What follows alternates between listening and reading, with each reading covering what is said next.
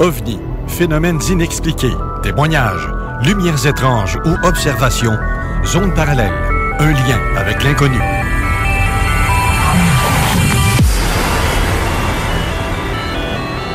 Visitez notre site web à l'adresse www.zoneparallèle.com.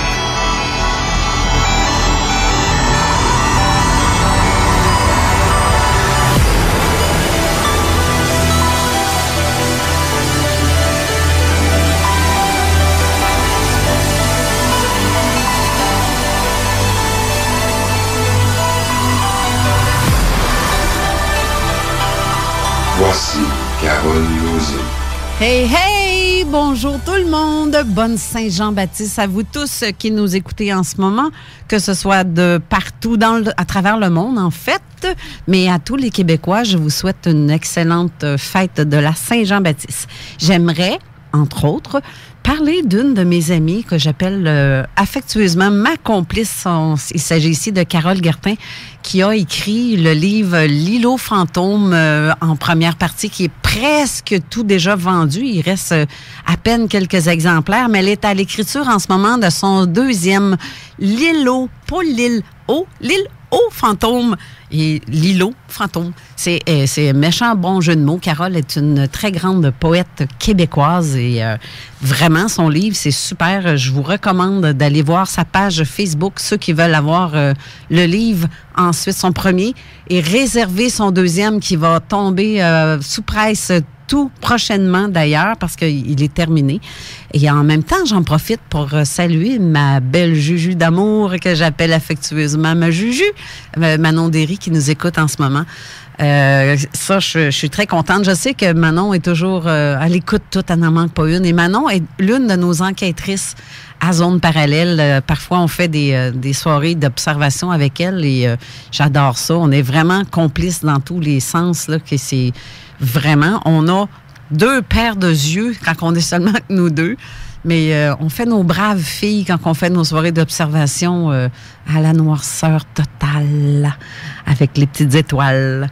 On a aujourd'hui en studio, présentement, mon bon ami Jean Morissette. Bonjour, Jean. Salut, Carole. Ça va bien? Ça va super bien, oui. Merci. Ben oui, puis on va avoir tantôt ma sœur Chantal qui va nous parler d'une superbe découverte qu'elle a fait. Ben, en fait, c'est pas elle qui a fait la découverte, mais elle a découvert des sites web assez intéressants. Elle va nous en parler. Tu vas aimer ça, Jean. C'est vraiment dans ta palette de couleurs, tout ça. Puis on a aussi notre ami Raymond Choquette qui va être avec nous un petit peu plus tard au cours de l'émission, qui va nous parler des crashs d'OVNI ici même au Québec, parce qu'effectivement, c'est pas seulement aux États-Unis que ça se passe, ce phénomène-là. Ouais, non. Ben non, puis les observations d'OVNI, en général, c'est partout, c'est planétaire. C'est pas seulement aux États-Unis, parce que Mr. Trump is a big, big, big, big man. Yeah. Mais non, c'est pas. Ça va être assez intéressant comme concept d'émission aujourd'hui. Donc, je vais l'appeler notre émission Découverte, parce que je vais vous faire découvrir plein de sites. Mais en parlant de découverte, tu m'as montré un livre qui a été écrit par Brian O'Leary. Le titre du livre, c'est « J'ai refusé d'aller sur la Lune ». Pourquoi? L'as-tu lu, ce livre-là? C'est de Robert Laffont? Je l'ai tout lu. Je vais te poser des vraies questions que t'entends jamais. Tu sais, t'entends toujours « ils seraient allés sur la Lune, ils sont pas allés sur la Lune. » Ouais. Pourquoi est-ce que le drapeau flottait? Pourquoi est-ce qu'il n'y avait pas d'étoiles? Pourquoi? Je vais te répondre à beaucoup de questions que le monde se pose même pas. Ben, on peut même Mais ça va être les vraies questions. Ben, on peut commencer à en parler tout de suite, si tu veux, puis on ira rejoindre Chantal après. OK. Imagine-toi donc que M. O'Leary, il était un étudiant universitaire à Georgetown, qui est situé dans la ville de Washington. Okay. Et c'était un ami de Charles Webb. Ça, c'est l'auteur. Tu te souviens-tu de Graduate? Ah oui. Avec Dustin Hoffman, je pense que c'est son premier grand rôle. Bon, ouais. C'était un de ses bons amis. Et le gars, lui, écoute, c'est un livre qui a été écrit en 70, voilà. Et lui, il avait appliqué pour être astronaute. Lui, ce qu'il voulait, je veux être un astronaute, je veux aller sur la Lune, Et il est resté là à peu près 1 an. avant qu'il parte parce que le gars était frustré quand il a vu les vraies affaires et comment ça marchait. OK. Parce que, imagine-toi donc que eux, ce qu'ils voulaient à la NASA, c'était, il faut, avant d'être astronaute, il faut que vous appreniez à piloter un T-38, qui est un avion de chasse. OK. Car, disait-il, les astronautes russes, n'ayant pas suivi ce genre de formation, avaient été malades au sol. Et là, il va se rendre compte que de beaucoup de faits intéressants. T'sais, là, ceux-là qui tripent sur les conspirationnistes, sur les conspirations, je m'excuse, ils vont triper avec qu'est-ce que je vais leur dire. Tu vas les nourrir. Moi, tout le monde sait que je suis conspirationniste, un peu. Mais qui l'est pas? Parce qu'on est en fait, OK, sauf ceux qui en ont rien à foutre, là. Ouais. Mais je dirais, qui a pas ce petit questionnement en dedans pour dire, regarde, on nous cache des choses. Parce que les vaccins, c'est vraiment bon. Ben oui, c'est ça, parce que effectivement, ça en est un autre bon point, ça, les vaccins, ça a rendu garde. Ça, je me garde des bémols sur tout ça, parce que justement, je passe pour une conspirationniste quand que je dis des choses de même, mais le cas est là, pareil. Combien, aujourd'hui, d'enfants qui ont des problèmes de santé dès la naissance, et regarde le nombre de personnes qui sont Asperger. Oui. Exemple. Et ça, c'est depuis les années 80. C'est ça. Pas mal, là. Les enfants qui sont nés à la base depuis les années 80-90, on retrouve énormément de cas Asperger depuis ce temps-là. Et ce qui fait dire au monde, ça y est, ils nous injectent des virus qui étaient... Ben oui. Ben, c'est ça, des petites cochonneries. Exactement. Savais-tu ça, ma chère Carole? Tu connais la revue Time Life? Oui. Bon, savais-tu qu'il versait 3 000 $ à chaque astronaute volontaire, et écoute bien ça, afin de, pour tenir sa langue et sa plume, ne rien divulguer par quelque diffusion que ce soit de divers aspects de sa vie, plus précisément ceux ayant le caractère de confidence familiale ou d'expérience personnelle. Les conférences de presse se déroulent en présence de vigilants censeurs de la maison d'édition qui ont droit de regard avant parution, évidemment, sur les articles traitant de techniques et les comptes rendus sur l'objet des vols spatiaux. Fin des guillemets. OK.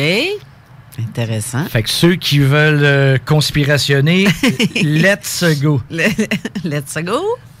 Là, il va nous préciser que très peu d'astronautes étaient riches, sauf Alan Shepard. OK. Hein? Mais sais-tu c'était qui Alan Shepard avant qu'il devienne astronaute? Aucune espèce d'idée. Il était le copropriétaire et le vice-président de la Baytown National Bank of Houston. Ben, gardons ça. Voyons. Voyons, oui. Quel hasard. Oui. Et là, il nous fait remarquer une autre chose, c'est que tous ceux qui sont allés dans l'espace, réellement, ils sont revenus avec un vent de folie. OK? Mm-hmm. Edward Higgins White, qui est le premier Américain à avoir réalisé une sortie extravéhiculaire dans l'espace, une fois qu'il a été dehors, lui voulait plus rentrer. OK. Il dit, moi, je reste dehors. Willy Schirra, il refusa de diriger l'objectif de sa caméra de télévision sur lui-même et ses coéquipiers parce que cela n'apporte rien à la mission. Lorsqu'il y consentit, finalement, il commence sa présentation ainsi. « Salut à tous, bonnes gens, là-bas au pays de la télévision. Ici, le capitaine Wally, très haut au-dessus de tout. » OK. Ça donne une petite idée. Mm-hmm. Le cosmonaute russe Titov transmettait au sol « Je suis un aigle ». Dans une manœuvre d'amarrage entre deux Soyouz, l'un des membres d'équipage cria à ceux de la Terre, et ça s'invente pas, « Au secours, on nous viole. » Hein? Au secours, on nous viole. Ben voyons. Je te garantis. Ben voyons donc. Ouais. Puis plusieurs sont allés dans l'espace, sont revenus ce qu'on appelle avec le syndrome du Messie. Il y a un épisode de X-Files qui en parle. Ouais. Le monde se sent comme... ça arrive aussi à ceux qui sont allés, genre à Jérusalem. OK. Ça, ils reviennent puis ils disent « Ah, moi, je vais sauver le monde. » Ils disent pas « Je suis Jésus. » Ils disent, moi, je suis là pour sauver le monde. Ça, c'est un syndrome, ça.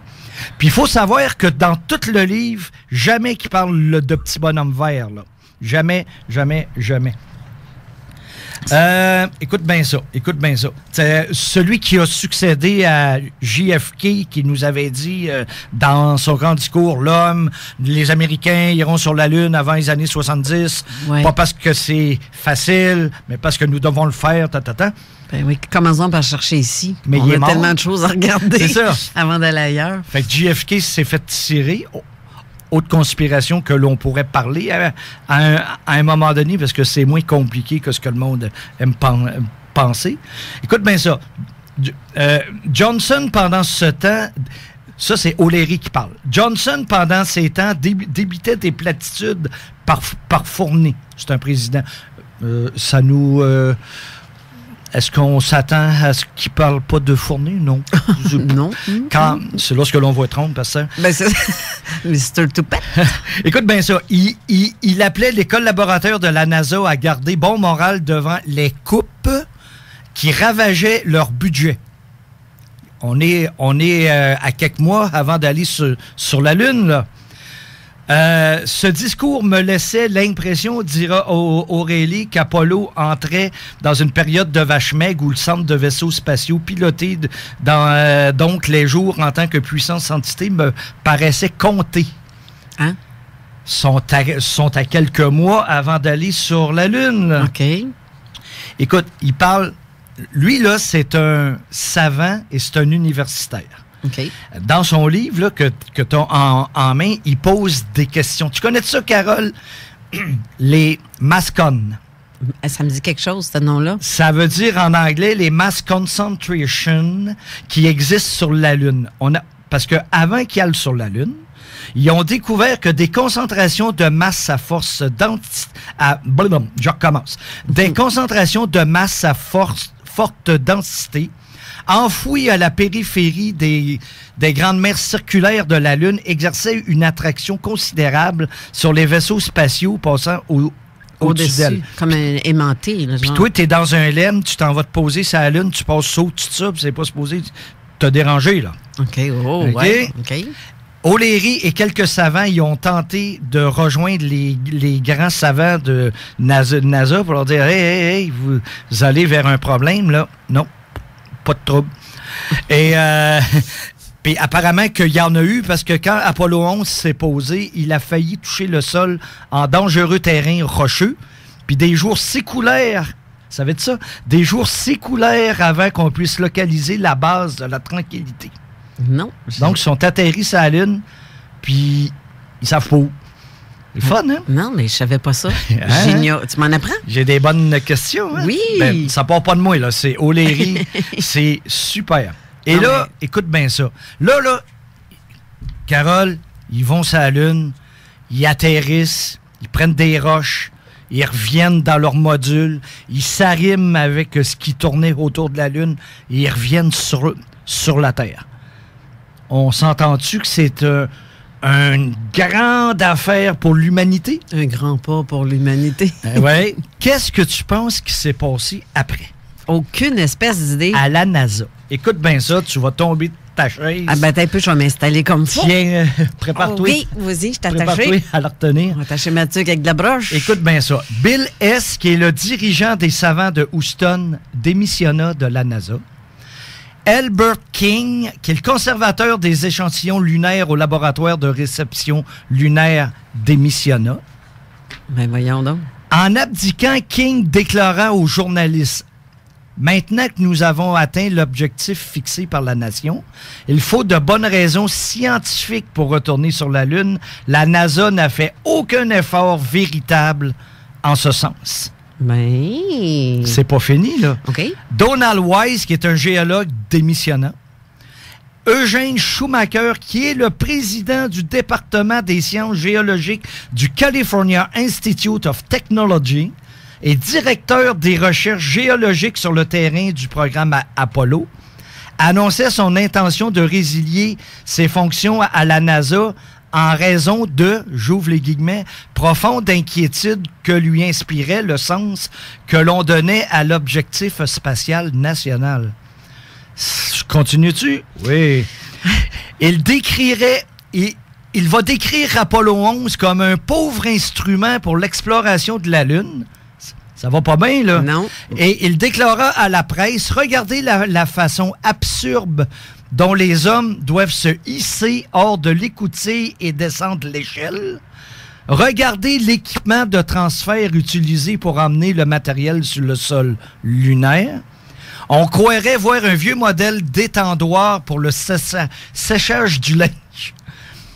Regardez l'écoutille par où on doit passer l'appareillage scientifique. Avec son agrément de fortune, elle est à peine utilisable.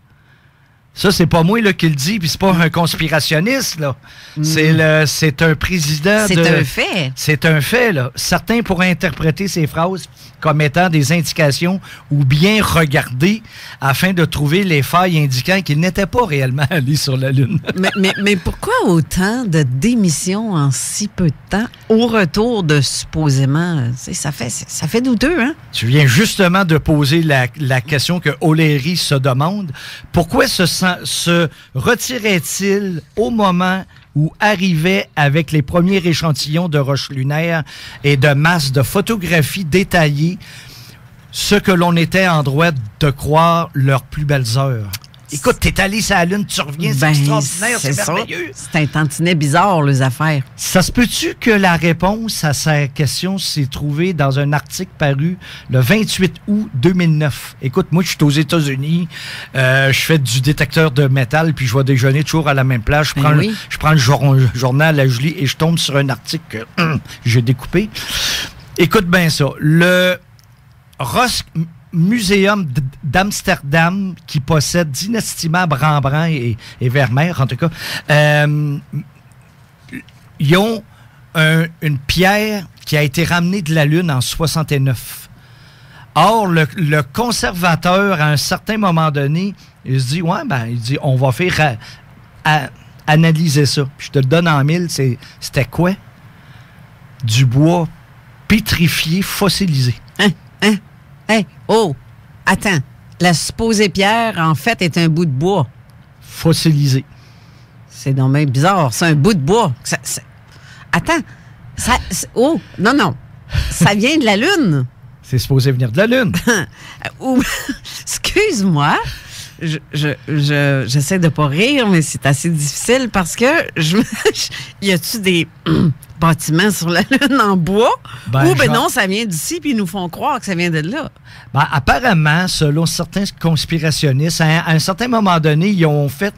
les astronautes, à un certain moment donné, seraient allés au pôle Nord ou au pôle Sud, je suis pas sûr, pour s'entraîner au gros froid lunaire, apparemment. OK, ouais. Et certains diront qu'ils sont allés là pour ramener certains météorites et certains bois fossilisés, comme on a une forêt, nous, fossilisée et pétrifiée, proche du Labrador. Ça va être ça? Non, pas on a ça, nous. Oui. Moi, c'est une place que je vais aller faire du détecteur un jour. Mais on a ça. Donc, il y a plusieurs milliers d'années, proche du Labrador, on avait une forêt tropicale. N'a rien de tropique pantoute au Québec, Non, pas... C'est loin d'être tropical, notre affaire, parce que ça date de vraiment des milliers d'années, parce qu'avec les super bandes de neige de 12 pieds qu'on a l'hiver ici... Et voilà. Ouf, OK. Fait qu'écoute, ils ont étudié ça au microscope, puis sûrement le microscope électronique, et ils se sont rendus compte que c'était du bois fossilisé. Mais là, est-ce que ça donne raison aux conspirationnistes ou c'est quelqu'un, à un moment donné, qui a taillé une chose comme ça puis qui a changé ça pour lui avoir une roche lunaire? Oui, c'est ça. Il y aurait peut-être ça. Oui. Il y aurait peut-être ça. Il y a quelque chose qui se trame à quelque part, mais on ne sait pas si c'est l'œuvre, comme tu dis, d'un voleur ou d'une fausse... En tout cas, ça marche pas, là. Ça marche pas. Si on se fie sur cette roche-là, ça marche pas. Mais O'Leary continue à poser de très bonnes questions que le monde ne se pose pas généralement. Il s'est rendu compte que seuls les pilotes ont fait des voyages dans l'espace. Seuls les pilotes se trouvent sur la liste de départ des futurs vols Apollo. Et je te rappelle que le livre a été écrit en 70. Et il continue disant les pilotes d'essai n'ont pas la formation scientifique pour aller sur la Lune. Ils savent piloter, mais c'est tout, là. Et là, il va te dire... Écoute, il va nous dire plein de gaffes qui ont été dites ou faites par les pilotes là, qui tournent autour de la Terre ou qui vont sur la Lune. Là. Quelque chose qu'un scientifique aurait probablement pas fait. Lorsque Bill Lander, à bord de Apollo 8, indiquait que la Terre, vue de la Lune, était 8 fois plus brillante que la Lune, vue de la Terre, c'est pas vrai, c'est 24 fois, c'est pas 8 fois.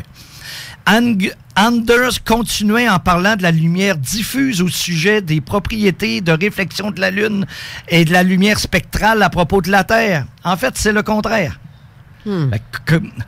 Connaissais pas, là. Ah oui, O'Leary parle des quantités énormes de photographies prises à des intervalles peu fréquents. Puis quand tu vas sur le site de la NASA voir les vraies photos que tu peux analyser, comme je les ai faites. Justement, je veux en parler de ça. Oui, on va en parler après. Il se demande pourquoi est-ce qu'on a pris une quantité de photographies de la Terre fort peu différente et peu d'intérêt, alors qu'il y avait des possibilités d'enregistrer des images de 1000 sites. Autrement dit, pourquoi toujours avoir photographié les mêmes photos aux mêmes places? Puis quand tu regardes les photos de la NASA officielle, ça ressemble à ça.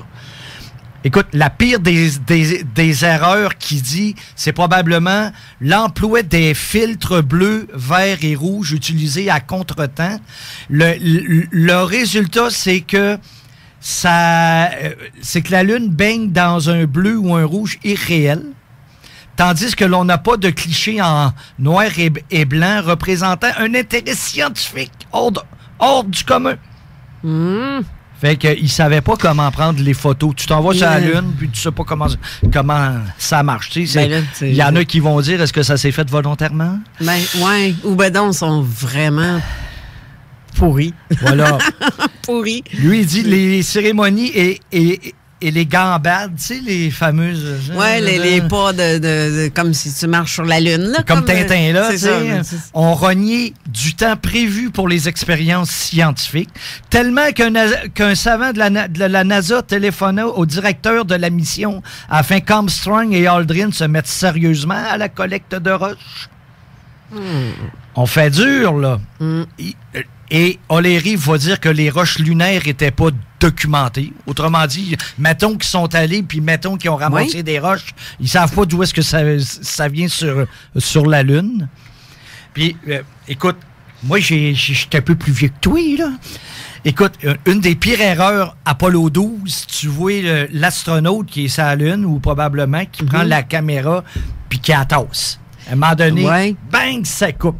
Moi, je me souviens que j'étais frustré. Ah, OK. Tu as vu ça live, toi? J'ai vu ça live. T'as vu le bonhomme carnaval, là, même? Parce que je trouve que ça ressemble à ça, le bonhomme carnaval, avec la grosse tête. Oui. Mais t'as vu le bonhomme tourner la caméra? Oui. Et, c'est-à-dire que tu vois... Oui, c'est ça. Et là, à un moment donné, bang, plus d'image. Et ils ont dit, c'est parce qu'un rayon du soleil est rentré dans la caméra. Ben oui. Tu t'envoies quelqu'un sur la Lune avec une caméra qui vaut des milliers de dollars, puis ils n'ont pas pensé à ça? Ça vient frustrant à un moment donné. Oublie pas que l'image provenant de la Lune à la Terre... si je ne me trompe pas, ça prend 3,2 secondes, mais je peux me tromper. Bruno pourrait me reprendre s'il m'écoute. Mais donc, et oublie pas que les images de la Lune étaient retransmises en Australie avant que ça aille aux États-Unis. Donc, entre tout ça, il y a quelqu'un qui avait le temps de peser sur un piton s'il allait montrer quelque chose sur la Lune qu'il fallait pas. C'est ce que certains vont dire. Ben oui, c'est sûr. C'est sûr, mais je trouve que ça fait douteux. Douteux que, justement, comme curieux hasard, que la caméra tourne. Peut-être que lui, le gars, a voulu montrer, regarde qu'est-ce qu'on vient de voir. Pouf! ou qui a voulu montrer que c'était un montage en studio, diront certains. On a vu le caméraman à côté. Les rideaux. Et... les bouts de pan de mur. Oh, excuse, la vitesse de la lumière est de 3500 km/s. OK. Mais tu as totalement raison. Donc, mon 3,2 secondes, ça marche pas. Ça marche-tu? Ça marche pas? Oui. OK. Ah oui, à un moment donné, Pete Conrad et Alan Bean, à la Lune, s'amusèrent à lancer le capot de protection d'un instrument scientifique. On a juste ça à faire. Ravis, ils s'exclamèrent dans leur micro que l'objet flottait dans l'air lunaire. Dans l'air lunaire. Oui. L'air lunaire. L'air, ben oui. Est-ce qu'il y a de l'air sur la Lune? Il y a tellement de l'air. Il y a tellement Comme de l'air. ils nous ont tellement dit qu'il n'y avait pas d'eau sur la Lune, mais non. Tintin a eu raison avant eux autres. On l'a appris de la NASA, il y a à peu près 10 ans, qu'il y avait des cratères où ce qu'il y avait dans le fond de la glace. Ben oui. Oui. Tintin a eu raison avant eux autres. T'sais. Où il y a de l'eau, il y a de la vie, parce que l'eau, c'est la vie, en fait. C'est pareil comme notre fameuse planète Mars, qui disent que on n'est pas habitué par les Martiens. Non, mais crime, je trouve ça bizarre qu'ils veulent envoyer des gens faire coloniser la planète. Tu sais, mets-toi les doutes à quelque part. OK, là, je vais te parler en tant que conspirationniste. Vas-y. Allez, ma voix sexy. Ouais. Non, mais sérieusement, pourquoi aller chercher, aller habiter ou refaire vie ailleurs? Y a-t-il quelque chose qui s'en vient ici? Posons-nous la question. Si les terriens veulent s'en aller vers une autre planète, c'est parce qu'il y a un problème sur notre propre planète. Ouais, parce que tu es là à chercher, voir s'il y aurait possibilité de vie ailleurs. Qu'est-ce que ça va te donner quand tu sais que ça va te prendre des milliers d'années de te rendre dans une autre place, à moins de passer par... Par les trous de verre. Oui, c'est ça, exactement. Tu m'enlèves les mots de la bouche. Mais c'est ça. Je te laisse continuer. OK, ma chère. Écoute, l'une des raisons que l'on a évoquées pour empêcher l'homme d'aller sur la Lune, de retourner sur la Lune après Apollo 17, c'est que ça coûtait trop cher. La NASA disait, puis le président, ils se sont mis à dire, si ça coûte trop cher, aller sur la Lune, pour ce que ça rapporte. Mm-hmm. Or, O'Leary fait remarquer, en 70, je te rappelle toujours, que l'espace ne coûte pas plus cher que les combats qu'on mène au Vietnam pendant les 6 derniers mois. Passer par les diplomates à discuter de la forme de la table de négociation. Il représente moins de 5% du budget annuel de la défense nationale. Et ça, c'est mieux aller attaquer sur la terre d'autres pays qui ont du pétrole. Est-ce que j'ai dit ça? Oui, je le dis. L'as-tu dit? Je l'ai dit.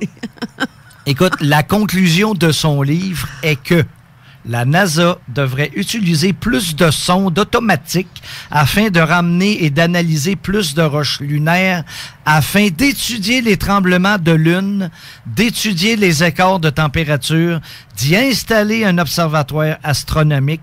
Mais au fond, il se pose peut-être la question qui nous hante un peu tous depuis Apollo 17. Pourquoi ne peuvent-ils pas retourner sur la Lune au lieu de tourner autour de la Terre? C'est là que je voudrais savoir comment fonctionnent les effets. Parce que je t'aurais mis un son de cricket aussi. Ah oui? On doit aller à la pause. Mais au retour de pause, on revient avec une continuité pour ce qui est tapage et on va parler avec Chantal. Alors, on se revoit après la pause. C'est très bizarre parce que la pause ne se fait pas entendre en ce moment. C'est comme si on serait sur le mute. On est censé avoir une pub qui joue. Je comprends pas. S'il y a quelqu'un qui est membre de CJMD, j'aimerais ça qu'on vienne m'expliquer parce que je comprends pas pourquoi que les annonces sont en... S'il y a quelqu'un ici?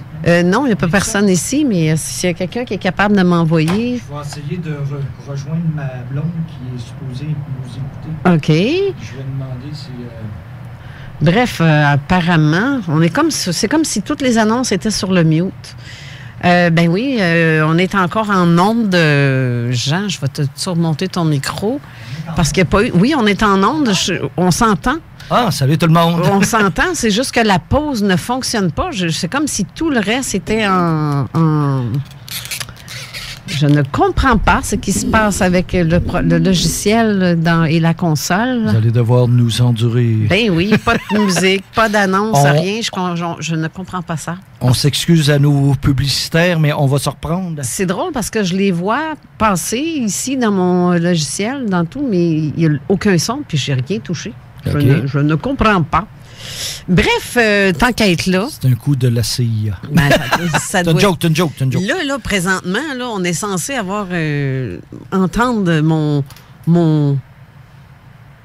ton thème musical? Mon intro. On est censé l'entendre, puis ça passe pas pantoute. Ben non, on n'entend rien, nous. Non, exactement. Je comprends pas. Y a-tu quelque chose que j'ai fait de pas correct? C'est quelqu'un qui est capable de me le dire, un technicien qui m'entend présentement sur ces JMD, ça serait quand même très apprécié parce que sinon, on a de l'air fou pour le reste des autres pauses publicitaires. Venez nous voir. Effectivement.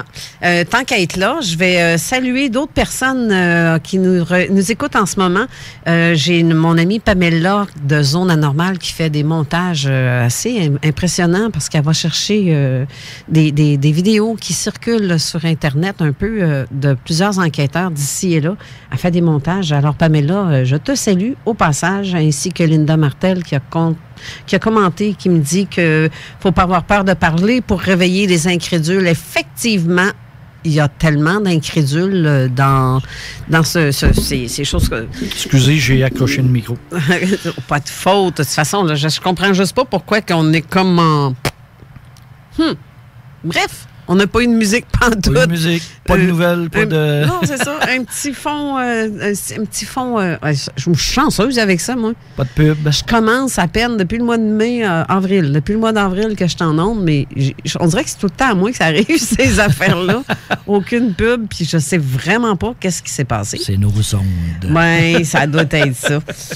En fait... que disais-tu tantôt à propos de comme la Lune? Tu me parlais comme... Parce que là, tu as fait des petites découvertes et j'ai mis des photos sur la page de Zone Parallèle pour dire en même temps que tu vas nous parler de ça, parce que je veux que tu m'en parles, justement. Là, Carole, j'ai ouvert une nouvelle page Facebook. Tous ceux qui veulent s'inscrire, vous êtes les bienvenus. Elle s'appelle « Découverte sur la Lune ». Vous pouvez marquer juste ça, puis vous allez me trouver tout de suite. Mais découverte avec un S sur la Lune, /Discoveries on the Moon. Et c'est, encore une fois, c'est une page Facebook. C'est parce que ça fait longtemps que, moi, pour m'amuser, je vais voir sur YouTube Anomalies on the Moon, Anomalies on Mars. Et je trouve ça cute. Je trouve qu'il y a des photos qui sont impressionnantes. Je trouve qu'il y en a d'autres que... Mais moi, je cherchais quelque chose qui me dirait s'il y a vraiment une intelligence sur la Lune. Mettons, il faudrait qu'il y ait un pattern qui apparaisse à quelque part. Moi, j'avais toujours ça en tête. Oui. Et je ne sais pas si vous êtes au courant, mais quand vous allez sur Google Earth, vous avez en haut, presque au milieu de la page, tu vois une petite planète qui apparaît, qui ressemble à Saturne. Et si tu cliques là-dessus, tu vois la Terre, la Lune, Mars, puis il y en a un autre que je me souviens pas, je suis désolé. Et là, tu cliques là-dessus, et moi, j'ai cliqué sur Moon, et j'ai voulu... Et là, j'ai agrandi l'image, agrandi au maximum que tu peux avoir. Et je suis tombé sur des photos de la Lune par terre. Ben, c'est-à-dire, c'est des photos, ce qu'on voit le sol de la Lune. Je m'excuse, c'était mal exprimé. Où ce que tu vois régulièrement, tu vois comme un tuyau qui sort comme un J à l'envers. Et un petit peu plus loin, tu vois ce que moi, j'ai appelé des carrés sombres. Là, il y en a qui m'ont dit, ben oui, étant donné qu'ils sont à peu près tout le temps à égale distance, c'est une photo qui se répète. Non, parce que quand tu vas voir les carrés sombres, que j'appelle, oui, il n'y en a pas un de pareil. Non, parce que ça ressemble vraiment à, comme si tu regardes sur Google Earth, que tu vois c'est comme si Google avait volontairement mis des spots pour enlever en noir. C'est ça. Ça, c'est une autre chose que j'ai trouvée. C'est... je sais pas, ça leur ressemble à des entrées. C'est parfaitement à angle droit. Là, on a deux choix. Ou... 3 choix. Ou c'est des pixels qui ont été mal faits. Ça a l'air que ça arrive. Ouais. Ou c'est des ombres, c'est des zones sombres qui ont mis pour cacher de quoi. Parce que quand tu regardes en bas à droite, tu peux voir comme l'ombre de 3 cheminées. Ça ressemble à ça, je ne dis pas que c'est ça. Ou ça peut être qu'il y a un bâtiment là qu'ils ont voulu cacher. Que c'est un de ces 3 choix-là. Là. C'est un ou l'autre. OK. Et je l'ai photographié et je l'ai mis sur ma page. Et après ça, pour continuer à m'amuser, j'ai été sur le site officiel de la NASA que j'avais pris en note, mais quand j'ai imprimé, le site était en bleu. Alors moi, j'ai imprimé juste en noir. Et je ne l'ai pas, je m'excuse, mais je vais vous le marquer, le site de la NASA officiel, sur ma page, sur Petit et Grand Mystère de ce monde. Mais tu avais créé aussi une page sur ça pour la Lune. Oui, c'est ça. C'est découverte sur la Lune. OK. Et là, écoute, Carole, je vais là et tu agrandis les photos au maximum que tu peux sur le site de la NASA. Et là, tu vois tous les détails. Et là, Carole, je t'annonce quelque chose. Ceux qui passent à la télévision ou à la radio et qui disent il n'y a pas d'étoiles sur les photos des vols lunaires. Ben non, on les voit. Sont dans l'erreur. Ben oui. S'ils avaient agrandi les photos, on les voit parfaitement. Ben oui, on les voit. Mais est-ce qu'on voit juste ça, Carole? Non, j'ai vu des belles petites affaires aussi qui traînent à côté des étoiles, comme par hasard. Écoute, c'est hallucinant, là. Ben oui. Et comme par hasard, ça correspond à tout ce qu'on a entendu à date de forme d'OVNI sur la Terre. Sauf que, justement, je comprends juste pas, c'est des photos qui ont été prises par la NASA. Oui, sur la Lune. C'est ça. Et mais comment ça se fait qu'ils n'ont pas vu ça puis qu'ils n'ont pas caché ça? Ben, c'est pas... Ben, en fait, non. En fait, eux, ils les ont photographiés et ils n'ont jamais dit que c'est les astronautes d'Apollo 11, entre autres, lors de leur... écoute, ils sont allés sur la Lune, ils sont tous les 3 à la table, ils ont tous l'air découragés. Et il y a un journaliste qui demande à Neil Armstrong, il dit, vous devez avoir vu des étoiles, des amas, tout ça. Là, Neil Armstrong, il la regarde et il dit, non. Je me souviens pas d'avoir vu les étoiles. Et là, tu vois le gars qui est à sa gauche, Shepard, je pense, qui surveille. Et là, il se rend compte, il a l'air à se rendre compte que l'autre n'est pas correct. Et il dit, moi non plus, je me rappelle pas d'avoir vu aucune étoile. Bon, il y a 2 explications. Ou ils n'ont pas pu voir des étoiles à cause de leur casque, puis leur visière, puis tout. Ben, ou sont tellement habitués qu'ils regardent même plus, là. Ou ils sont pas allés sur la Lune. Aussi. Ou, 3e explication que tu viens si bien de dire, c'est que, mais écoute, ici, tu le sais, on passe des soirées où est-ce qu'il fait noir pour regarder le firmament, loin des lumières et de l'atmosphère. La pollution lumineuse. Puis là, ils sont sur la Lune, pas d'atmosphère, pas de lumière, puis ils verraient pas la voûte céleste. Erreur? Non, ouais, c'est ça. Ça fait douteux. Moi, je veux une explication scientifique. Bruno, il est fort là-dessus. Et je l'aime bien pour ça. Bruno Lefebvre, c'est ça? Oui, c'est ça. Bruno Lefebvre. Notre Spielberg national. Oui, c'est ça. Et il m'a sorti une explication pour ça, mais je ne m'en rappelle pas. Je suis désolé. Je ne l'ai pas lu assez souvent pour me rapporter. Et tu vois sur d'autres photos, tu vois ce qui ressemble à des dômes. OK. Et là, Bruno, il dit, oui, non, tu te trompes, c'est parce que c'est l'effet Doppler, je pense. Il dit, tu prends la photo, tu la vires à 180, et ce qui t'apparaît comme un dôme devient un cratère. Ça, c'est vrai, ça existe, ça. C'est un effet visuel. Sauf que si tu mets la photo pas à 180, mais que tu la vires à 90 d'un bord ou l'autre, là, tu as le choix. Tu vois 4 dômes, puis un cratère, ou un dôme, puis 4 cratères. Et qui dit vrai? Ben, c'est ça. Qu'il se lève. Comme j'ai écrit justement en commentaire, ça doit être un cratère éclairé par des lumières d'ailes, parce que je trouve ça bizarre qu'un cratère soit aussi clair que le reste, puis que tu vois un cratère à côté vraiment sombre. Oui. Pourquoi qu'un cratère fait un trou et que c'est absolument, tu vois, le fait d'ombrage, mais pas celui-là? Non. C'est ça qui est bizarre. Ou c'est parce que c'est pris de plein de faces, ou je sais pas quelle théorie on peut apporter à ça. Moi, je cherche toujours une explication rationnelle. Et si vous lisez bien mes commentaires, ça, c'est Christian Page qui me l'a appris, les mots sont très importants. Ben oui. Si je dis ça ressemble à, ou ça aurait l'air de, tu sais, à l'imparfait du subjonctif, c'est que je suis pas sûr. Je n'affirme pas que c'est ça. J'attends une bonne explication. Qui est peut-être pas la bonne. Oui, c'est ça. Je sais pas, on peut peut-être bien avoir... c'est comme ceux qui écrivent sur les pages, sur ta page, justement, de la découverte sur la Lune.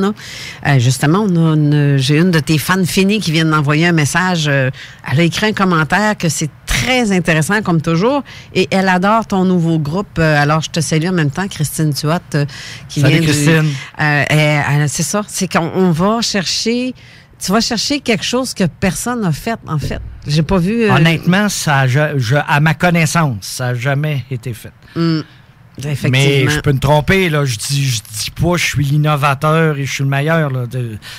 Tu me connais, Carole, je suis pas de même. Je suis surtout pas de même. Mais ce que j'ai trouvé, moi, je l'ai vu nulle part. Puis, encore une fois, je n'affirme pas, je cherche. Moi, je suis un chercheur, tu me connais. Et on a Chantal présentement en ondes. Je ne sais pas si Chantal, tu nous entends. Chantal? Oui, elle était là? Non. OK. Elle est où, la Chantal? Elle est où? Mais qui suis-je donc?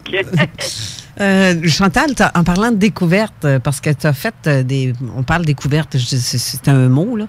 Mais j'aimerais ça que tu nous parles de ce que tu as trouvé comme site Internet et de personnages si intriguants, ça correspond, comme j'ai dit, avec... ça tombe dans la palette de couleurs de Jean. C'est vraiment... Parce que Jean, c'est Monsieur Détecte en personne. Il va chercher des sites, des suites avec d'enfouissement ou... pas d'enfouissement de déchets, là, mais des sites où ils ont été enfouis dans le temps. Mais je me demandais, justement, s'il n'y aurait pas... c'est comme toi. Qu'est-ce que tu as trouvé? J'aimerais ça que tu m'en parles. Je ne sais pas du tout de quoi tu parles. Malaise. Les grands malaises. Ben, je vais commencer par saluer tout le monde en ondes. Parce que moi, j'ai pas salué personne encore. C'est fait. Et puis, non, effectivement, j'ai fait... je suis comme tout le monde. Moi, je suis sur Internet. Et puis, oui, je vais vous parler d'un certain Damien. Damien, écrit comme D-A... D-E-I-M-A-M-I-A-N. Damien. OK. Damien. Donc, d'ailleurs, son site web, c'est damien.com, simplement. Pour ceux qui veulent savoir qui c'est qui le bonhomme. Ben, moi, je le connais pas personnellement, là, je veux dire... peut-être même que c'est pas son vrai nom, je le sais même pas. Okay. C'est pas important du tout. Mais non, c'est que on va retourner un peu en arrière en rapport à... Il y a tout le monde il y a en 2010, il y a un documentaire qui est sorti qui s'appelle La Révélation des pyramides. Oui, c'est très bien fait d'ailleurs. De Jacques Grimaud et de Patrice Pouillard. Tu connais ça, Jean? Oui, tu connais? C'est très, très bien fait. Je savais que c'était dans ta palette, toi, tout ça. Ben, bien fait. Personnellement, puisque j'ai fait des petites recherches sur Jacques Grimaud suite à ça, parce qu'il m'intriguait, le bonhomme. C'est le monsieur qui parle qu'on voit pas du tout dans le documentaire. Puis je me suis dit, OK, c'est qui lui? Puis, écoute, j'ai vu quelques-unes de ses conférences, puis, écoute, d'accord, ses théories sont intéressantes, mais le bonhomme, mettons qu'il ne sera pas mon ami. Hein? D'accord. Il ne sera pas mon ami. OK. Mais de son côté, lui, Patrice Pouillard, il a pensé un petit peu comme moi, je pense, parce qu'il a aussi... Il s'est éloigné un peu de Jacques Grimaud. Puis, il est parti lui-même faire ses petites affaires dans ses recherches sur les anciennes civilisations. Puis, parce que dans le film La Révélation des pyramides, on parle beaucoup des pyramides, oui, mais on parle aussi, il y a une partie partie du documentaire où est-ce qu'on parle d'autres constructions qui auraient été ailleurs sur la Terre. Puis là-dessus, il y a quelque chose qui revient régulièrement, c'est ce qu'on appelle les murs cyclopéens. Carole, c'est quoi un mur cyclopéen? Cyclopéen, c'est haut et large? C'est les murs avec les pierres qui s'emboîtent. Là. C'est ça, c'est très haut, large et en bas, c'est ça. Et puis ça, c'est des structures qu'on retrouve partout sur la Terre. OK. Qui sont... c'est gens que... c'est pas des briques t'empiles, là. C'est des roches qui ont, je sais pas combien de tonnes, là, qui sont embarquées l'un sur l'autre, là. Comme une pièce sous pièce. Ouais, c'est ça. C'est comme au Mexique. Pas d'espace, rien. C'est tout travaillé avec... je me demande encore comment. Puis on parle pas de petites briques de 2-3 livres, là. On parle de tonnes. Oui, on parle de tonnes. Puis ça, ça se retrouve partout à travers le monde. Ça a attiré l'attention de bien du monde. Entre autres, de Patrice Pouillard, qui lui est parti de son côté, puis il a créé un documentaire qui s'appelle Les bâtisseurs de l'ancien monde. Puis ça, on peut pas le voir ici au Québec parce qu'on sait simplement lui, il les fait tourner durant ses conférences à lui, en France, puis partout en Europe, mais pas encore au Québec. Parallèlement à ça, il y a un autre... comment je peux dire ça? Il y a Damien. Je sais pas exactement. Parce que je sais que probablement qu'il est en train de nous écouter, là. J'ai eu le malheur de lui dire, vois-tu, que je parlerai de lui en Londres. Et puis, j'ai eu le malheur de lire aussi que ça se pourrait qu'il écoute. Ah, ben, on salue Damien. Salut, Damien. On salue. Oui, salut Damien, et je te salue. Et on salue ton travail parce que c'est excellent. J'ai vu des extraits de ce que Chantal m'a montré. C'est vraiment super ce que tu fais comme découverte. Et la façon dont il s'exprime et qu'il explique ce qu'il voit, avec son petit côté quand même, pas sceptique, mais terre à terre, qui fait comme est-ce que c'est ou ça, ou ci, ou ça? Mais il fait pas d'affirmation, mais je trouve ça intéressant comme concept. Et qu'est-ce qu'il a fait, là? Oui, continue. Oui, effectivement, Damien, ce que j'aime de ce gars-là, c'est qu'il nous apporte des choses qui sont vérifiables. Il est sur le terrain. Mm-hmm. Et puis, il a un œil différent. C'est pas un gratuit de papier à l'université là qui la crise tableau là comme l'autre fois. Là. C'est pas lui c'est un gars de terrain.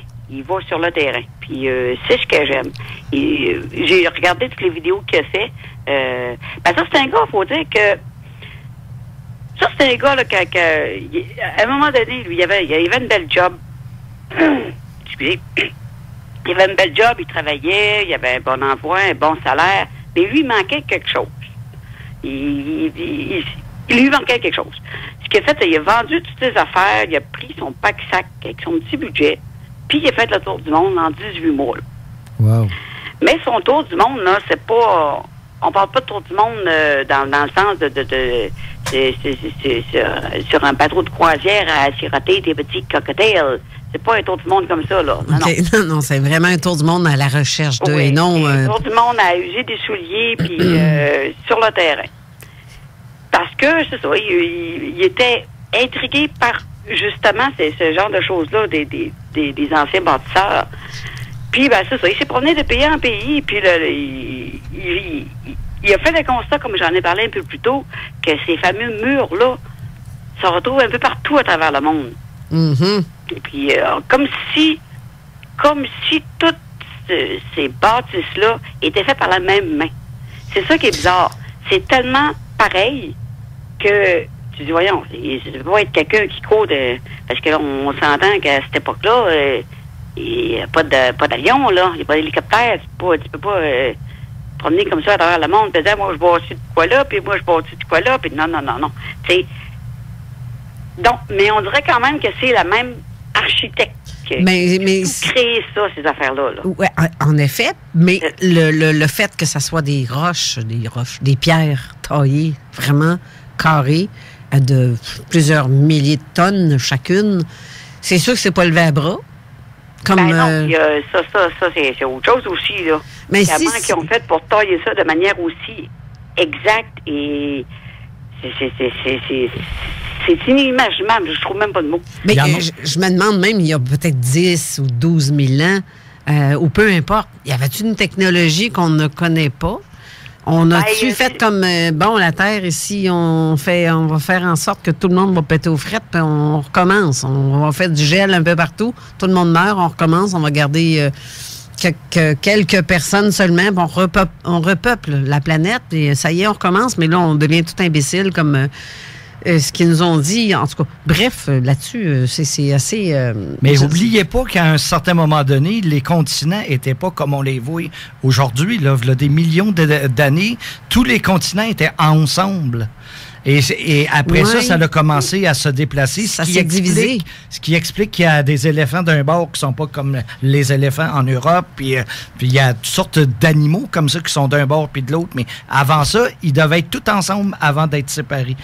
Et est-ce que ça veut dire que ces murs-là pourraient dater de ces temps-là avant que ça se divise, puis que là, qu'il y ait un océan entre les deux, puis que là, le monde dise « Ah, mais non, ça se peut pas qu'il y ait eu contact. » Oui, ça se peut qu'il y ait contact. Oubliez pas que les premiers navigateurs qui arrivent au Canada, ils viennent ici parce qu'ils cherchent ce que l'on appelle le passage du Nord-Ouest.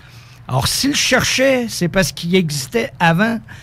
Parce qu'il faut se souvenir qu'entre l'an 800 et l'an 1300, il y a eu une déglaciation. Or, ce passage-là était libre. Fait que s'il a été libre de 800 à 1300, il a été libre avant, puis il a été repris par les glaces, puis il a été relié. Fait que ceux-là qui ils disent que les contacts entre les civilisations d'un bord et de l'autre, c'était impossible. Ça peut pas. Puis nous, on a la conception, oubliez pas, on a la conception des découvertes par rapport à l'Europe. Mm-hmm. Vous vous souvenez que sur une map monde, l'Asie est pas mal plus proche des États-Unis que peut être la France par rapport au Québec. Mm-hmm. Fait que plutôt que de penser qu'ils passaient par là, souvenez-vous qu'ils ont fait le contraire. Marco Polo a parti de l'Italie jusqu'en Asie. Il y a même une théorie qui dit qu'il serait venu en Amérique, selon certains écrits qu'il aurait écrit, mais ça, c'est... Bon, mais le pauvre gars, avec son compas, puis tout le kit, il sait pas, peut-être même pas ce qu'il est, Winter, puis qu'est-ce que c'est? Il le savait, Carole. Christophe Colomb, le monde ne savent pas ça. Christophe Colomb, tout le monde dit il s'en allait au hasard et il dit à son équipage, si 3 jours j'ai pas atteint, on revire de bord. Quand tu lis le journal de Christophe Colomb, je l'ai lu, moi, il dit j'ai des cartes. Il dit j'ai des cartes.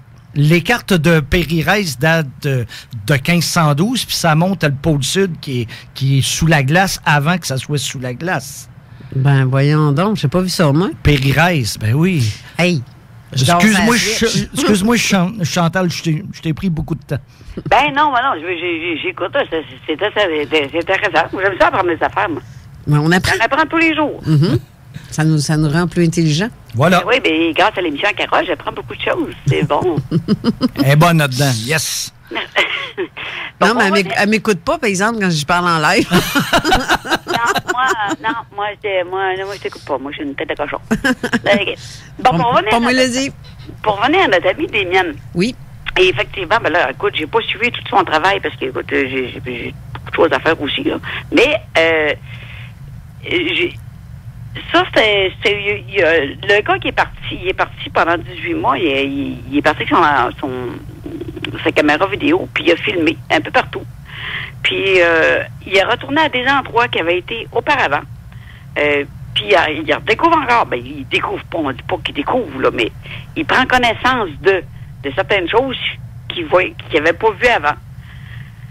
Puis c'est le genre de gars aussi qui va préférer placoter avec les locaux plutôt que de suivre la voie touristique. Là. Très important. Oui. Puis c'est comme ça qu'il apprend des légendes, puis qu'il apprend des mythes, puis qu'il dit « Oh, baptême, c'est pas au baptême, mais ça oui. » Il dit « Oh, ouais, c'est là, un peu comme c'est un documentaire qu'il a fait, que je me rappelle son nom. Attendez un peu. Il s'est rendu en Roumanie à un moment donné, que je retrouve son nom. L'autre terre des dieux, c'est un documentaire qui est réalisé par lui. Quand on parle de Roumanie, nous, la chose qui nous vient à l'esprit, c'est les vampires. Hein? Oui, Roumanie, Transylvanie, tout ça, ben oui. Mais pourtant, la Roumanie, c'est tellement plus vaste, historiquement parlant, mais c'est des choses qu'on n'entend pas parler de nulle part, ça, parce que je sais pas pourquoi la Roumanie, vampire, puis ça fait leur affaire qu'on parle juste de ça, là. Mais il y a tellement de mythes et de légendes liés à ce pays-là que, entre autres, plusieurs parlent de monde de géants, que ce serait la terre des géants. Exact. Des mythes et des légendes qui parleraient de l'autre terre, c'est pour ça, le documentaire l'autre terre des dieux parle de ça, justement. Ça c'est le genre de choses que Damien aime fouiller. Il aime fouiller parce que c'est hors étude. C'est pas le genre de choses que tu entends parler, là. C'est moi, la Roumanie, pour moi, comme tout le monde, c'était ça. C'était Dracula, tu sais. Mais quand je regarde ce documentaire-là, je me dis, oh, t'as peu, là, il y a autre chose, là. Il y a des choses qu'on connaît pas. Je dirais pas qu'on nous cache, mais qu'on évite de nous parler.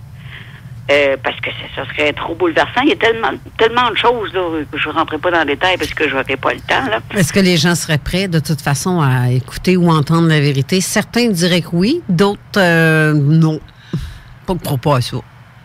Ben, c'est ça. C'est parce que c'est tellement gigantesque. Justement. Mais la Roumanie, c'était politique, hein? C'était très fermé. Il était pas capitaliste, c'est le contraire, là. En tout cas, puis ça fait pas des années qu'ils sont ouverts au monde, là. Fait que ça aide, ça. Oui, il y a ça. Je sais pas quelle religion qui est la plus qui ressort le plus dans ce coin-là non plus, mais je pense que c'est peut-être lié aussi, là. Je veux dire, le pouvoir, dans certains pays, le pouvoir, c'est politique, puis d'autres, c'est religieux. Ben oui. Probablement que le pouvoir religieux, dans ces pays-là, il est comme très présent, là. Puis genre que si tu dévoiles quelque chose d'historique que tu ne devrais pas parler, ben tu risquerais peut-être de placer tu détrônerais quelques personnes, mettons. Oui. Et je pense pas qu'ils veulent ça, là. Donc, ils cachent bien des affaires. Mais il y a beaucoup de mythes et légendes liés à ce pays-là. C'est vrai. Puis d'ailleurs, lié à ce documentaire qu'on peut retrouver sur son site web, damien.com, lié à ce documentaire-là, il a écrit aussi un livre qui s'appelle L'autre terre des dieux, la Genèse, qui est le complément de ce documentaire-là, imagé. Et puis, qui donne des détails qui n'apparaissent pas dans le documentaire, mais il parle aussi d'une forêt. Une forêt étrange, légèrement... comment je pourrais décrire ça? En bon québécois, je dirais que c'est fucking honesty. Les Européens, ils vont dire c'est gros. Moi, je dirais que c'est fucking honesty. Parce que c'est ça, c'est une forêt, quand tu rentres dans cette forêt-là, c'est comme si tu rentrais dans un autre monde.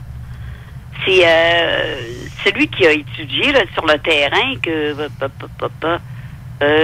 j'ai pas pris son nom en note. Mais c'est la forêt de... Oh, des miennes. On va me crier des noms si je le dis pas comme vous. Yabakiou ou quelque chose comme ça. Comment est-ce que ça s'appelle? Hoia Baciu. C'est fucké. C'est le nom comme il faut voir. En tout cas, bref, cette forêt-là, quand tu rentres, c'est comme si tu rentrais dans un autre monde. Comme si l'atmosphère, l'énergie qui se dégage de cette forêt-là, c'est comme si c'était je sais pas, une forme de distorsion temporelle. Tu rentrais dans un autre monde, tu vois des choses qui sont pas là. Tu as des drôles de sensations. Tu peux même avoir des malaises. Ça, c'est comme... Oui, ça, c'est comme ceux qui rentrent sur un site. Mettons comme exemple, il y a des... À Sainte-Anne, à Sainte-Anne, la chapelle, l'église à Sainte-Anne. OK, oui. À la cathédrale. À la cathédrale Sainte-Anne. Oui. Il y a des endroits X, mon Dieu, que tu viens de la chair de poule. Pas parce qu'il fait froid, là. Il y a un petit quelque chose qui se dégage énergétiquement parlant à certains endroits. Puis ça, si en plus dans cette forêt-là, c'est un peu semblable, c'est qu'il doit y avoir un taux d'énergie assez élevé. Comme... Mais pour certains, c'est une forme de porte ou de de porte à une nouvelle dimension ou à un... Je sais pas. Tu sais, quand on joue au Ouija puis qu'on rouvre des portes, qu'on laisse des... Ben, c'est un peu ça. Fermer, hein? C'est ça. J'ai l'impression que ça rouvre... Il y a des choses, des endroits X où on sent vraiment les énergies extrêmement puissantes. C'est comme quelqu'un qu'on peut ressentir la présence de quelqu'un, même les yeux fermés. On le sait qu'il y a quelqu'un en arrière. Oui. Mais sans voir, sans ouvrir les yeux, on le sent. Même un aveugle le dirait, là. Quelqu'un qui est non-voyant. Là, dans un endroit comme ça, cathédrale ou les églises, l'énergie, c'est sûr que c'est plus fort parce qu'il y a beaucoup de gens là qui vivent des choses que ce qu'on ressent dans des endroits comme les églises, c'est l'énergie des gens qui sont présents ou qui étaient présents. Mm-hmm. Comment je peux dire ça? C'est l'union va la force, comme on dit, là. Tu ressens l'ensemble c'est des gens qui prient puis qui se mettent en état de transe. C'est ça que tu ressens quand tu rentres dans ces lieux-là. Tu sens l'énergie globale des gens qui étaient là. C'est que à petite échelle, dans les églises, c'est à peu près la même chose. Okay. Mais c'est vrai que c'est particulier des endroits comme ça. Mais il y a aussi des lieux qui n'ont pas de bâtisse, tu sais, que c'est pas des lieux religieux, comme dans la forêt que je te parle, où quand tu rentres là, t'as l'impression d'être nowhere, là. Mm-hmm. C'est comme si tu rentrais dans je sais pas, dans un autre temps, dans un autre monde. Puis, ben, le livre en question, ben, tu vois des photos qui ont été prises par... je sais pas pris en note le monsieur qui était là. En tout cas, bref, lui a pris des images, choses qu'il a vues. C'est assez impressionnant. Moi, j'ai vu la vidéo par Nurea TV. Cette vidéo-là, on la retrouve sur le site de Damien, justement. Sur Nurea TV. Il parle un peu du livre. C'est comme ça que j'ai découvert l'histoire de cette forêt-là. J'ai dit, oh, ça c'est... D'ailleurs, Damien, il nous entend. Si tu pourrais faire un petit documentaire sur cette forêt-là, moi, je n'irais pas ça. Un petit peu de visuel. Bonne idée. En passant. Effectivement, ça serait intéressant si on pourrait avoir une bonne vue de... Peut-être qu'il n'y aurait pas de ressenti prouvable scientifiquement, mais peut-être aussi. Peut-être avec des bons éléments, des bons outils, peut-être. C'est ce genre de place que, d'après moi, la boussole indique rien du tout, là. Ah, probablement, ou qu'elle vire folle. C'est ça. Je serais pas étonnée de ça, moi. Je veux dire... Puis, c'est ça, en parlant de travail qu'il fait comme scénariste, pas comme scénariste, mais comme metteur en scène, il fait aussi ça va plaire à notre ami Jean. Il est en train de travailler sur un film qui sort en 2019. Donc, il s'occupe attends un peu. Le scénario, c'est une enquête, un scénario de Christian Doumergue. Il va parler ça s'appelle La Porte des Mystères. Et ça parle de quoi? Du mystère? C'est ça, hein? De mystère? Hein? La Porte du Mystère. C'est qui? Vas-y donc, donne ma langue au chat. Donc, je ne sais pas du tout. Ça va parler de Reine le Château. Ah, regarde donc. J'adore ça. D'ailleurs, Jean... C'est pour ça que je te disais ça. Mais, c'est ça, Damien, ça donne à être le réalisateur de ce qui c'est pas son histoire à lui. Contrairement à celui que je vous parlais plus haut, l'autre terre des dieux. Ce film-là, La Porte du Mystère, qui sort en 2019, lui, il est réalisateur il est simplement réalisateur. Mais ça tourne, une histoire qui tourne autour de Reine le Château. Comme je disais, Christian Doumergue. Du trésor ou d'autre chose? Hein? Est-ce qu'il va parler du trésor ou d'autre chose? Ben, écoute, je peux peut-être même te lire le synopsis. Je l'ai sous les yeux, justement. Je te lis le synopsis? Oui, s'il vous plaît. OK. On va essayer de bien lire. Dans le sud de la France, un petit village perdu est hanté depuis des décennies par une histoire de trésors cachés et de secrets occultes. Bien que minuscule, ce village est connu dans le monde entier. C'est Rennes-le-Château. À la toute fin du 19e siècle, Béranger de Saunière, le curé de cette modeste bougarde, aurait trouvé un trésor.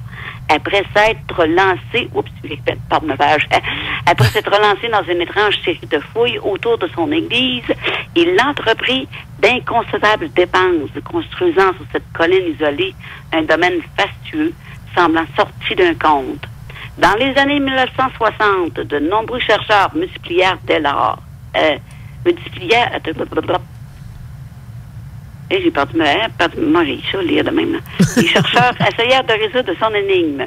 Les ouvrages et articles sur le sujet se multiplièrent dès lors.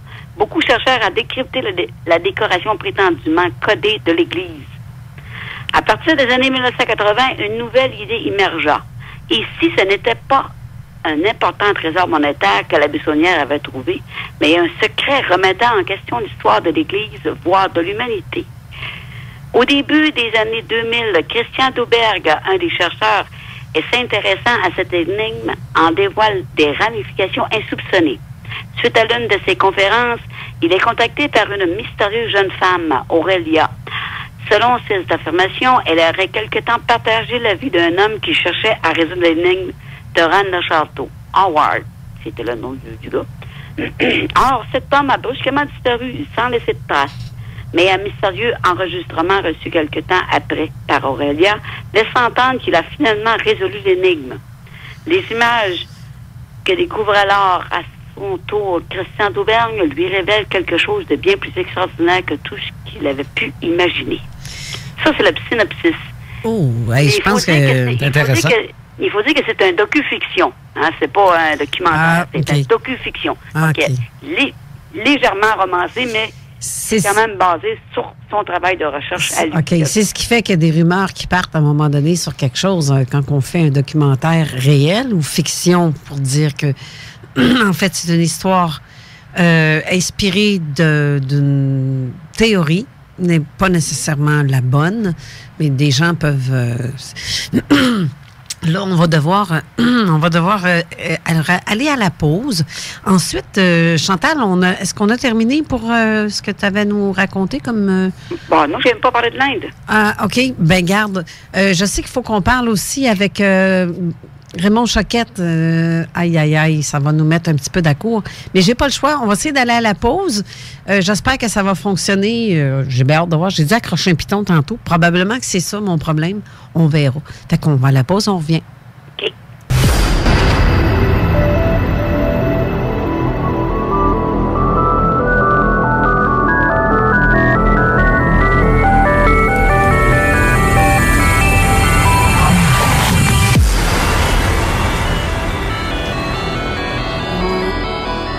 On est de retour. Chantal, t'es toujours là?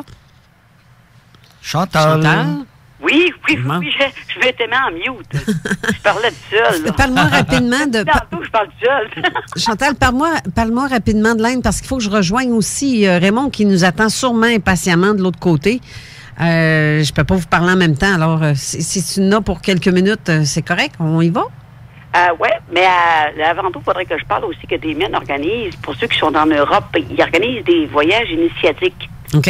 Et lui, ayant déjà été sur le terrain, écoute, il emmène des groupes de gens sur le terrain, que lui a déjà vu, il connaît déjà le terrain. Donc, ceux qui sont intéressés, parce qu'on sait qu'il y a beaucoup d'Européens qui nous écoutent, ceux qui sont intéressés à voir ce genre de structure-là ou à aller dans des endroits ce que très peu de gens ont, bien, allez voir sur le site de lemienne.com, vous allez voir que c'est intéressant ce qu'il offre. OK. Je n'ai pas été voir sur son site, là, je ne sais pas c'est quoi le prochain, là. OK. Mais allez voir sur son site, lemienne.com. Puis, Damien aussi était en Inde, où est-ce qu'il s'est rendu à Ellora. Il y a aussi un endroit où il y a plusieurs temples, il y a 34 temples. Puis, il a fait une vidéo toujours disponible sur son site web qui s'appelle « Sur le temple de... » Ils vont me crier des noms si je prononce pas ça. Kayaza. Kayaza. C'est le temple de Kayaza. C'est des temples dans le coin d'Ellora qui sont comment ça, que je peux dire, sont bâtis à même la montagne. OK. C'est que okay. Ils ont creusé la montagne. Genre Indiana Jones. Oui, c'est un peu ça. Oui, non, je dis genre, là, c'est pas ça, là, mais genre. Ben, c'est parce que c'est compliqué. On parle de basalte, d'une espèce de pierre qui est noire, là, qui est pas facile à travailler. Mm-hmm. Mais ce qui est intéressant, c'est que même si selon ce qui a été dit, OK, ça aurait été fait entre 756 et 774 de notre ère. Puis, donc, ça aurait été fait en 18 mois. En 18 ans. Mais c'est impossible. Je veux dire, c'est tellement gros ce qui a été fait dans ces endroits-là. Comme la première, là, la plus grosse, la vidéo, je l'avais-tu mis? Non, mais on va la mettre sur le site. C'est celle que, justement, Kayaza. Écoute, ça aurait pris 18 ans à construire. Puis on parle pas de les pyramides c'est pas comme les pyramides que tu mets des petites pierres et que tu construis quelque chose. Non, eux autres, ils ont enlevé du stock. Mm-hmm. Ils ont tout gravé la montagne, puis ils ont créé les statues à même la montagne. C'est quelque chose de... Je me demande encore aujourd'hui comment est-ce qu'on peut faire ça. On parle de... Mon Dieu, en 18 ans, on parle de... Je regarde les chiffres que j'ai sortis du site de des mines. Là. Ils parlent de 400 000 tonnes de roches. C'est du stock, ça, mes amis? Ouais, selon les calculs, je vais vous faire un résumé, là. En résumé, avec le temps que ça a pris à faire, là, c'est que il aurait sorti 5000 tonnes par heure de roches sur ce site-là pour créer juste ce temple-là. C'est intéressant. 5 tonnes par heure par des petits connes qui ont juste des petits... des affaires en... Non, ça marche pas. En plus, cette pierre-là, ils l'ont jamais retrouvée. Hein. Tout ce qui a été sorti de là en 18 ans, ce bazar-là, personne ne sait ce qui est rendu. Ça a disparu. Pouh! Mais c'est tellement beau ce qui a été fait. Là, moi, j'ai des images que des mines a pris. On parle d'un endroit sculpté avec... c'est énorme. Oui. Un travail colossal. Fouetté avec un petit marteau pour... Oui, c'est ça. Parce qu'on s'entend qu'à cette époque-là, à ma connaissance, ils ne connaissaient pas l'acier, là. T'as pas d'instrument comme aujourd'hui où tu travailles. C'est ça, on ne le sait pas. On ne sait pas si ça date de 5000 ans. Peut-être qu'eux autres, il y avait déjà des ordinateurs. Nous autres, peut-être c'est peut-être nous autres qui est encore à l'ère préhistorique. Comparativement, il y a des milliers d'années, parce qu'on ne le sait pas, on n'était pas là. Mais ça aurait été bâti, comme je te dis, dans notre ère. Ça a été construit de 756 à 774. Oh, de notre ère. De notre ère, ça, c'est différent. Ah, ben là, c'est un... On n'a pas allumé, hein? C'est-tu ça? Je ne le sais pas. Mais l'histoire dit ça. OK. Intéressant, ça aussi. Mais, en tout cas, bref, moi, ce que je sais aussi, c'est que j'ai retenu un autre chiffre aussi qui m'a interpellé. C'est qu'à un moment donné, il y a un roi, un jaloux quelconque, je ne sais pas, qui n'aimait pas la place. Lui,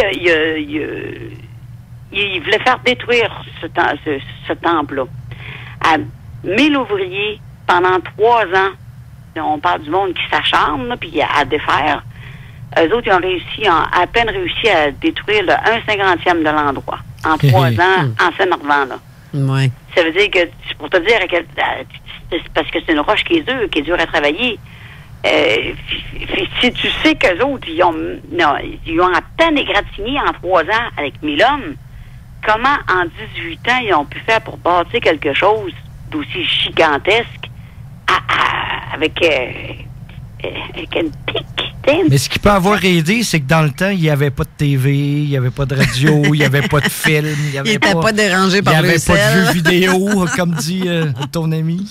Mais c'est vrai, eux faisaient ça du matin au soir, mais en tout cas, ça l'explique pas tout, Hey, Chantal, oui? Oui, là, j'ai vraiment pas le choix. On va être obligé de refaire une pause et je vais devoir parler à Raymond parce que il nous attend, ça fait une demi-heure, pauvre Raymond.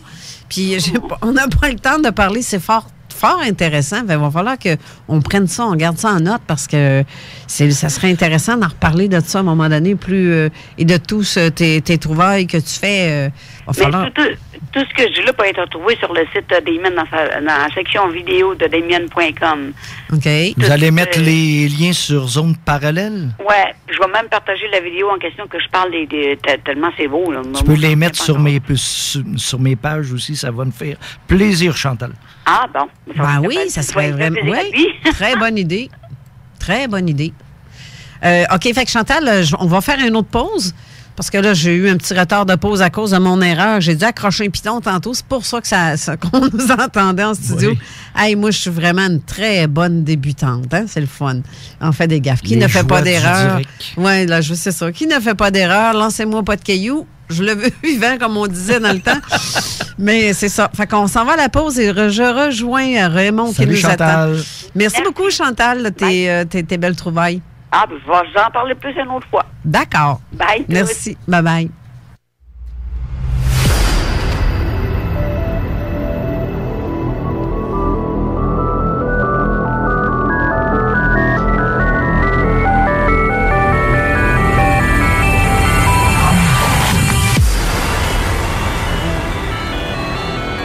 On est de retour. Là, présentement, j'ai Raymond Choquette qui au bout de la ligne. Raymond, est-ce que tu es là? Oui! Aïe! Je suis là. Tu devais être content de voir le temps avancer puis que j'aurais pas le temps de parler, moi, là. C'est correct. J'ai eu le temps de... Ça tombe bien, puis ce matin, j'ai eu d'autres appels qui rentrés. OK. Sujet du crash. OK. de Louisville. Ah oui?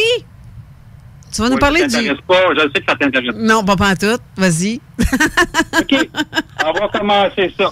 OK. Jean, t'es-tu encore là? Toujours là, mon ami. Yes. Bon, OK. On va commencer avec le crash de Louisville. Je dis Louisville, mais c'est plutôt... C'est un petit village qui est situé au nord-est qui s'appelle Saint-Justin.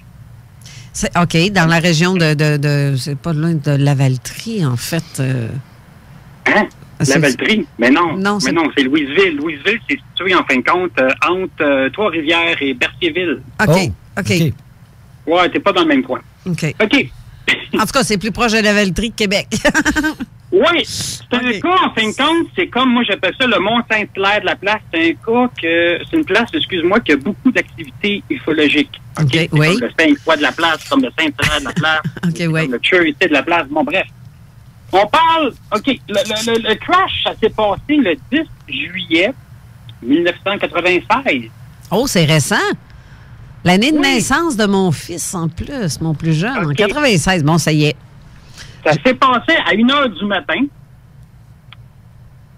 dans un petit rang qui s'appelle le rang Gagné OK. à Saint-Justin. C'est un petit peu à l'extérieur du village, on va dire ça comme ça. OK. Le rang Gagné, excuse-moi.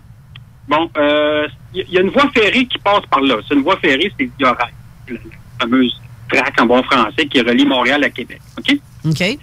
Qu'est-ce qui est assez spécial, c'est que, bon, l'OVNI s'est écrasé précisément entre, moi, je dirais, c'est à peu près presque 1 kilomètre du rang Gagné. Ça, c'est vers l'est. Vers l'est, vous avez, attendez un peu que je rezoome mon truc, faut pas oublier, vous avez la route 348 qui passe là. Qu'est-ce qu'on appelle les chutes Saint-Ursule et tout ça, là. Bon. À 1 kilomètre du rang Gagné, l'OVNI, c'est ça qui est spécial, parce que là, j'ai eu un appel le matin, puis là, ça me fait capoter. Go. Là, j'ai eu comme un doute dans mon esprit. Je me disais, je me suis peut-être trompé de place. Ben non. L'OVNI, en fin de compte, qu'est-ce qui s'est passé? D'après les témoins, l'OVNI serait posé... L'OVNI aurait eu un problème. OK, là, on parle d'une forme triangulaire, noire, la grosseur d'une maison, en fin de compte, à peu près. Là, C'est énorme. C'est quand même énorme. Énorme. L'OVNI, elle aurait atterri proche d'un très grand terrain vague qui est situé un peu plus au sud-ouest du rang Gagné, OK. c'est-à-dire le chemin Clément, que vous pouvez retrouver sur Google Maps facilement. OK? OK. L'OVNI, elle aurait atterri là, 5 minutes. Elle aurait redécollé avec peine et misère pour ensuite s'écraser le long de la voie ferrée, justement à 1 kilomètre de la route Gagné. OK. Bon, ça, on parle du 10 juillet 96 à 1h du matin. Combien de témoins à cette observation-là? Attendez, vous avez le fermier qui est bien comique, là, il me fait rire, justement, là, un matin. Lui, c'est le chemin Clément. En fin de compte, il y en a 3. Il y a 3 témoins? Oui. OK. Plus les 2 autres, évidemment, ces gens-là, je peux pas dire leur nom. Là, le fermier, je peux pas dire son nom. Là. Non, c'est sûr. Il faut garder l'anonymat aussi. Oui, c'est ça. Lui, il reste vraiment proche du type de crash. Les 2 autres, ils restent sur la route Gagné. Fait que moi, évidemment, le 11 juillet, qui est le mercredi, je me rends à Saint-Justin. OK. À Saint-Justin. Là, c'est là que les problèmes ont commencé pour moi. Je me suis stationné, en fin de compte, sur le rang Gagné. OK? En passant, bon, la voie ferrée, il y a une espèce de petit étang qui est là. Il y a comme un petit lac un peu plus loin à droite. Je me suis stationné pas loin de là. Là, je me suis dit, je vais marcher le long de la voie ferrée. OK. Parce que je voyais que la voie ferrée est en ligne de voie.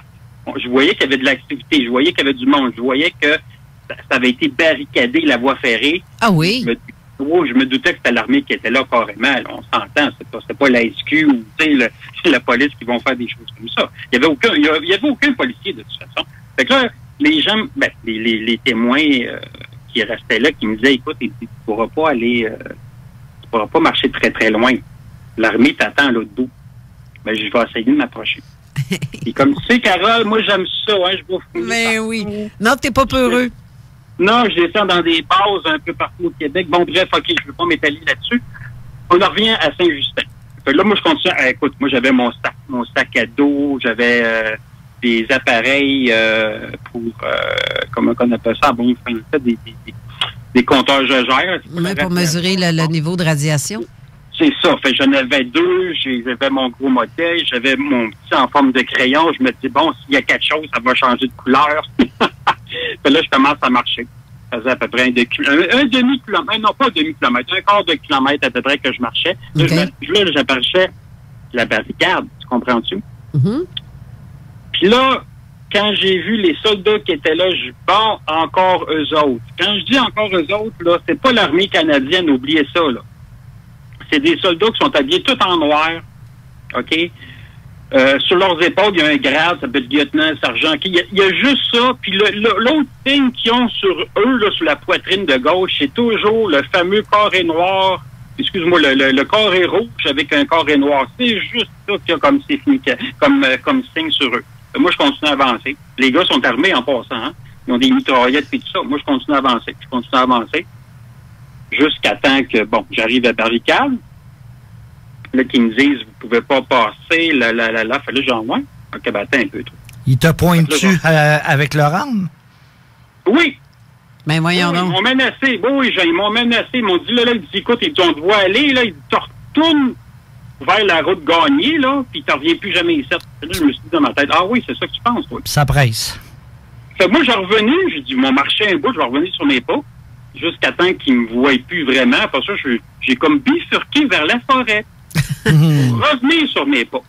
Mais un petit peu plus loin. Je travaille la forêt. Ah oui, j'ai marché en travail de la forêt. Écoute, c'était pénible. J'avais des mouches après moi. Ils me lâchaient pas. Tu sais. Fait que là, j'ai pu m'approcher vraiment. D'un autre angle. Oui, sauf que j'ai pu m'approcher très, très, très proche. J'ai dépassé la barricade. J'ai dépassé ça silencieusement. Ça m'a pris beaucoup de temps. Et? L'OVNI, là, j'ai pas vu la couleur, OK? J'ai vu la forme. C'est une forme triangulaire. Elle était déjà... comment je peux... Elle était comme... pas camouflée, oui, mais elle avait... OK, ils ont mis une toile par-dessus, fait que tu peux pas voir la couleur. Une toile par-dessus, là, puis je voyais pas, tu sais. OK. Il y avait une toile, donc tu peux voir la forme et non la couleur. Oui. Puis là, il y avait, écoute, c'était vraiment comme une scène un peu X-Files. Il y avait des espèces de roulottes qui avaient été transportées là, je sais pas comment, parce qu'il n'y a aucun chemin qui va là. C'est en pleine forêt, il y a juste une voie ferrée. Tu sais. Il y avait des roulottes en, qu'est-ce que j'appelle, en acier inoxydable. Tu sais, comme des roulottes de camping, si tu veux, là. Ça ressemblait beaucoup à ça. Il y en avait une ou deux qui étaient là. Il y avait des militaires, il y avait des, qu'est-ce que j'appelle les G-men, c'est des gens du gouvernement qui étaient là. J'entendais un peu parler anglais. Puis là, je dis, hey, je vais essayer de m'approcher encore. Mais là, on s'entend qu'on est dans une forêt. OK? Fait que là, en marchant, j'ai marché sur une branche sec. Écoute, ça a fait un bruit, là. Ça a comme résonné. Tu sais, en même temps, ben, il y avait des militaires qui patrouillaient dans la forêt. Un peu éparpillé parce qu'il n'y a pas de trail, il n'y a pas rien là-dedans. Tu sais. Mm-hmm. Fait que je me suis fait arrêter immédiatement. Fait que ça, ils m'ont emmené très proche du site. J'étais content. Je me fais arrêter puis ils m'amènent proche du site. Ils sont logiques, hein? Ouais. Oh oui. Il y avait des tentes qui étaient là que j'avais pas vues, des grosses tentes vertes. Là. Fait que là, ils m'ont emmené là-dedans. Puis là, ils m'ont dit, bon, écoute, on sait qui t'es, là. Il dit, tu sais que c'est pas la première fois qu'on t'arrête, tout ça. Je dis, ben non. Fait que là, ils ont dit, écoute, il dit, là, il faut pas que t'en parles.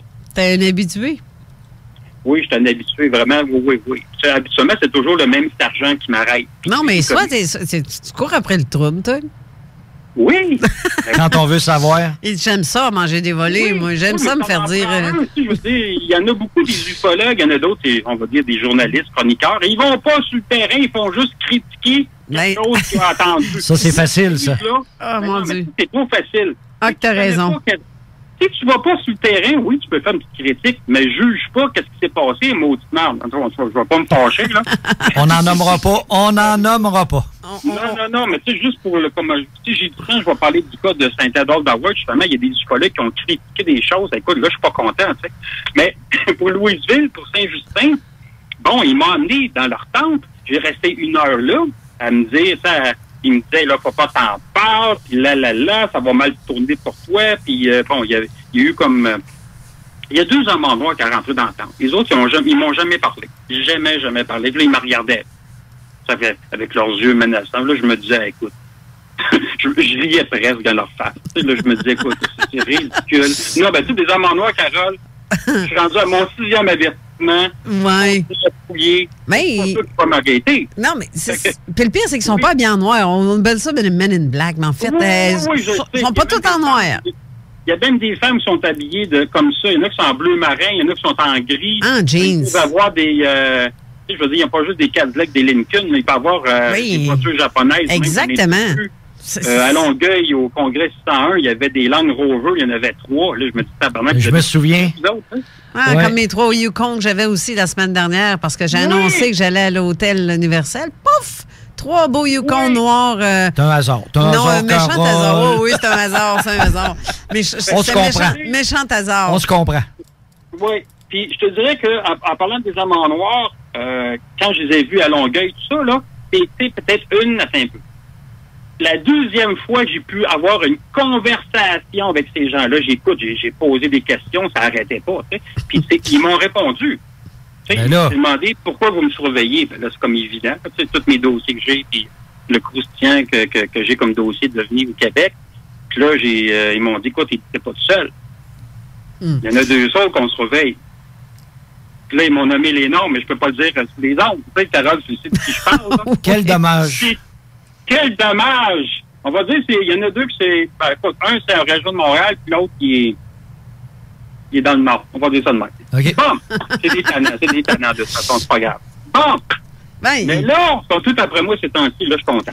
Comme dit notre amie Joanne Dagenet, qui nous écrit en privé sur ma page Facebook, Zone Parallèle, notre Indiana Raymond. Oui, c'est bien. Oui, tu m'appelles le nouveau Jimmy Dieu du Québec. C'est bien ça. Ce matin, lui, il dit, écoute, il dit, la façon que tu parles, tu me fais rire, tu me fais penser à un Claude Poirier, mais de l'ufologie. 10-4. Moi, j'ai pas ma langue dans ma poche. Non, mais moi aussi, je pense que quelqu'un qui me connaît très bien, j'ai pas ma langue dans ma poche. Si j'ai de quoi dire contre quelqu'un, je vais pas attendre. C'est direct. Direct au poste. Moi, la première fois que je t'ai vu, Carole, j'ai eu peur. Ben oui, j'espère que tu as eu peur. J'espère bien que tu as eu peur. Bon, blague à part. Fait qu'écoute, moi, j'ai resté 1 heure dans leur tente avec les menaces mon homme en noir qui me regardait intensément. J'ai sorti de là. Tu penses-tu que je me suis tait, puis non. Écoute, j'ai continué à faire mon enquête pareil. Ben oui. Ben oui. À partir de ce moment-là, ma ligne a été écoutée. Oui. On sait c'est quoi que ça fait, hein? Oui, ma ligne a été écoutée. Si on parle dans ce temps-là, aujourd'hui, c'est différent, là, c'est plus facile. Ma ligne a été écoutée, OK? Je pourrais t'en compter, moi, là-dessus. Dans le temps, elle m'avait donné un numéro de téléphone. Si j'ai pas pensé, ça aurait dû me retrouver, puisqu'on aurait pu l'essayer en ondes, voir si ça marche encore. C'est un numéro de téléphone que quand tu faisais le numéro, évidemment, ça répondait à l'autre bout. Puis c'était ces gens-là. Tu sais, moi, j'ai fait le numéro de téléphone. La première chose que j'ai entendue, c'est « Comment ça se fait que vous avez le numéro de téléphone? » Ben, c'est parce que je l'ai eu. Là, j'ai su, c'était pas la police, c'était pas les SQ, puis tout ça, là. Non. Parce que j'ai des contacts aussi avec l'armée conventionnelle, j'ai des contacts avec la SQ, puis des fois, je leur dis des choses. « Hey, il s'est passé ça, j'ai vu telle voiture, c'est un numéro de téléphone, c'est où? C'est-tu le GRC? » Tu sais, des fois, on se pose des questions, mais on se rend compte qu'en fin de compte, on les connaît pas. L'armée conventionnelle, Ils entendent beaucoup de choses. Mais ça, je vais en reparler à un moment donné. C'est que le cas de Louisville, de Saint-Justin, ça a été un gros cas. L'armée, ils ont resté là, je vous dirais, pendant 2 jours, solide. 2 jours avec des roulottes, comme tu dis, je sais pas comment. Moins que ça soit débarqué par hélicoptère, là, les... Oui, il y avait des hélicoptères, évidemment, qui se promenaient autour, là. Oui. C'est pas... Au début, je me disais, c'est peut-être... Écoute, un triangle, on s'entend, j'ai dit, c'était peut-être un F-117 ou quelque chose comme ça. Oui, non, stealth, c'est un ovni que... Ah oui, c'est ça, j'ai oublié de parler, je saute souvent aux conclusions, là. Le fermier, quand il l'a vu, là, quand ça atterrait à première place, là, ça faisait pas de bruit. Il y avait une lumière blanche puis une lumière rouge après ça. C'est extrêmement rapide, mais très silencieux aussi. Fait que là, on s'entend dessus que c'est pas un F-117. C'est pas un... Quelque chose comme ça. Tu sais, ça répète un avion militaire secret, oui, mais ils sont pas capables d'atterrir verticalement. Là. Comme il y avait un avion là, qui le faisait, je me rappelle pas du nom. Là. Bon. Mais l'OVNI, est-ce qu'il s'est envolé après ou s'ils l'ont emmené? Est-ce que tu es au courant? Ils l'ont emmené par voie... aérienne? Par voie ferry. Parce que, comme je te dis, il n'y a pas de chemin qui va là. Il n'y a aucun chemin. Par voie ferry? Oui, par la voie ferry. Ils l'ont sorti par là carrément. Là. Et toi, tu n'avais pas d'appareil photo? Oui, c'est ça que j'ai pensé tantôt. Hein? Oui, j'avais ça. T'avais? Oui, je l'avais au passé imparfait. Parce que je te dirais que quelques années après, parce que là, il s'est passé d'autres choses, j'ai fait des enquêtes à Mirabel, j'ai pris des photos. Et là, je me suis fait arrêter encore à Mirabel, dans les souterrains et tout ça. Fait que là, j'ai eu de la visite des amants noirs. Et? C'est moi. Ils ont saisi mes films que j'avais filmés à Saint-Justin. Tu mets ça dans des lieux sûrs. Ben oui, mais dans ce temps-là, je pensais pas comme ça. Moi, je me disais, il n'y a pas de danger. Puis, tu faisais ton brave, mais sans penser à tout. Oui, je sais. J'ai fait une grosse erreur. Fait qu'ils ont saisi toutes les photos que j'avais sur Mirabel. J'avais pris des photos des quenouilles. Ils m'ont saisi tout ça. Là. Ah. OK? Les seules photos que j'ai de Mirabel à date, c'est des portes d'entrée où j'ai descendu tout ça. OK. Mais ça, tu sais, comme toi, tu pars, là, comme là, récemment, là, depuis ces dernières années, c'est heure que tu t'es dompté de ne pas tout montrer directement. Mais as-tu des preuves? Parce que je reçois des messages courriels, des textos, qui demandent est-ce qu'on a des preuves, justement, de physique, photo ou vidéo, de ce qu'ils nous rapportent? Parce que les gens se demandent si, justement, comme dans ton cas, est-ce que tu as fait fouiller dans ton sac quand tu t'es fait arrêter? Est-ce qu'ils ont fouillé dans ton sac? À Saint-Justin? Oui, c'est ça. Ils ont fouillé dans mon sac, mais j'avais ma caméra vidéo, une petite caméra, mais bizarrement, ils n'ont pas... Comment je peux dire ça? Ils ont pas pris le film de la caméra. C'est ça, je comprends pas. Ils l'ont vu, la caméra. Ils ont vu tout. J'avais des compteurs, j'avais d'autres choses. J'avais même un truc pour enregistrer. Okay. Et les voix de ça. Ils n'ont pas touché à ça. Fait ça, c'est ça, je comprends pas. Là. Mais méchants hommes en noir? Mais, hein? Hey, là, tu vas rester en onde, Raymond. Retiens où est-ce que tu es rendu. Parce qu'on va aller à une dernière pause pour reprendre mes petits retards de pause que j'ai eu tantôt avec mes problèmes techniques. Mais avant d'aller à la pause, je vais saluer Lorraine Cyr qui nous écoute, qui nous salue tous. Alors, je te salue aussi en retour. Salut. Notre frère Claude Christave aussi qui a mis le lien de l'émission. Merci Claude, c'est gentil d'y avoir pensé parce que j'ai pas eu le temps de le faire. Et salutations à Karine Cloutier aussi qui nous écoute en ce moment, qui trouve très cool notre émission. Regarde, on s'en va à la pause. On revient dans quelques instants. Reste là, Raymond.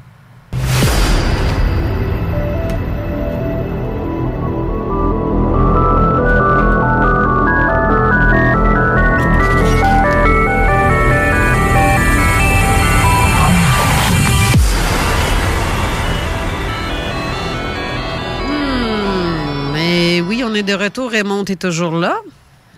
Oui, je suis encore là. Je me suis retenu, comme tu m'as dit, là. Tu peux respirer, là, c'est le temps, là. Non, mais sérieusement, Raymond, les gens demandent plus. Oui.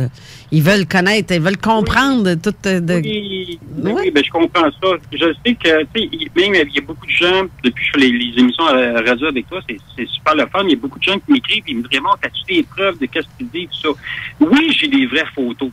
J'ai des vraies photos d'OVNI qui ont été analysées par mon petit laboratoire privé à Montréal, là.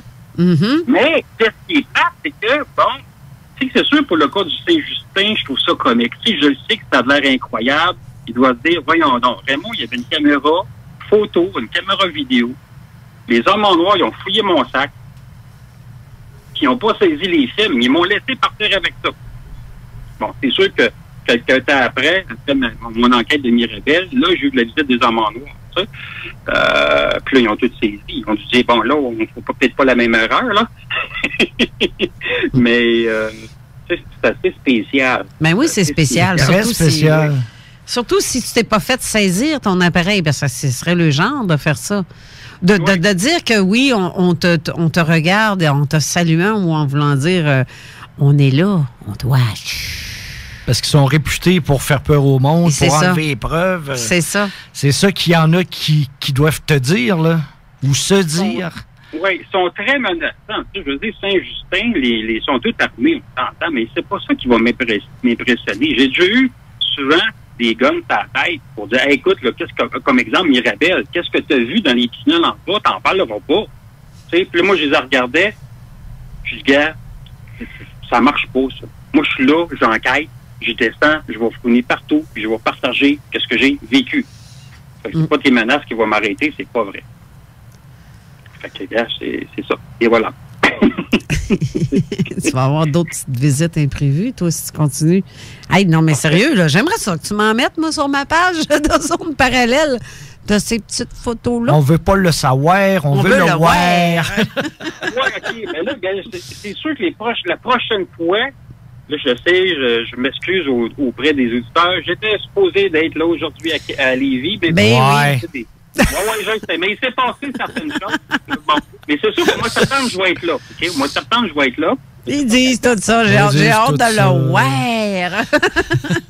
Je vais emmener mes photos. J'ai beaucoup de photos, des vraies photos d'OVNI, j'en ai. Mais je les mets pas sur Facebook, aucun site web. Parce que premièrement, je vais me les faire chipper. On va vous montrer ça à la radio. Copyright, tout ça, là, non. Non, mais en septembre, on se réserve une petite gêne. C'est sûr que je veux voir des images, je veux voir des preuves en septembre, octobre, peu importe la journée. Je vais venir. Oui, on veut voir. Mais quoi que je les ai vus, moi je les ai vus, mais pas le monde. Oui, non, mais les gens ils me regardent en voulant dire, oh. Je suis jaloux. Exactement. Bon, il y a des photos que tu n'as pas vues. Non, il y en a que j'ai vu, par exemple, que tu m'as montré via Messenger vidéo. J'ai trouvé ça. En passant. Oui, ben j'en ai qu'on les voit très clairement. Il y en a une, là, c'est mon petit couple là, qui s'en allait à Cuba. Il partait de l'aéroport de Jean Lesage. Puis il me dit, Raymond, on était survolés par un ovni en forme de chapeau. Puis on a pris une photo. Là, je tabarnane, hey, je peux savoir une copie? Oui. Moi, je l'ai fait analyser. Parce que, bon, on prend pas de chance. Ça fait du Photoshop. Ouais. Tu sais? Puis la photo, on la voit très bien. Tu sais, à travers d'un hublot, d'un avion, on voit un ovni, couleur métallique, en fin de compte. Raymond, faut que tu viennes sur ma nouvelle page découverte sur la Lune pour voir les photos que j'ai mis en ligne. Là. Faut absolument là. Pour les analyser là. J'ai une question aussi avec. Je viens de recevoir une question de Pamela que je resalue encore. Pamela Charon.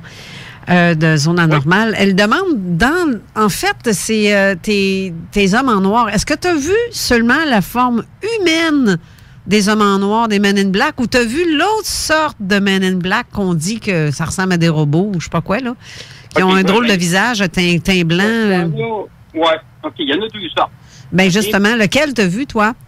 OK, moi, j'ai vu ceux que c'est des humains comme toi et moi. Okay. L'autre sorte que j'ai vu, c'est pas des robots. Moi, ils font, premièrement, c'est des extraterrestres, là. OK, ils viennent de Orion, quelque chose comme ça, sérieux. Oui, c'est ça, il y en a qui disent ça, oui. Quand je dis extraterrestre, parce que, écoute, il a été...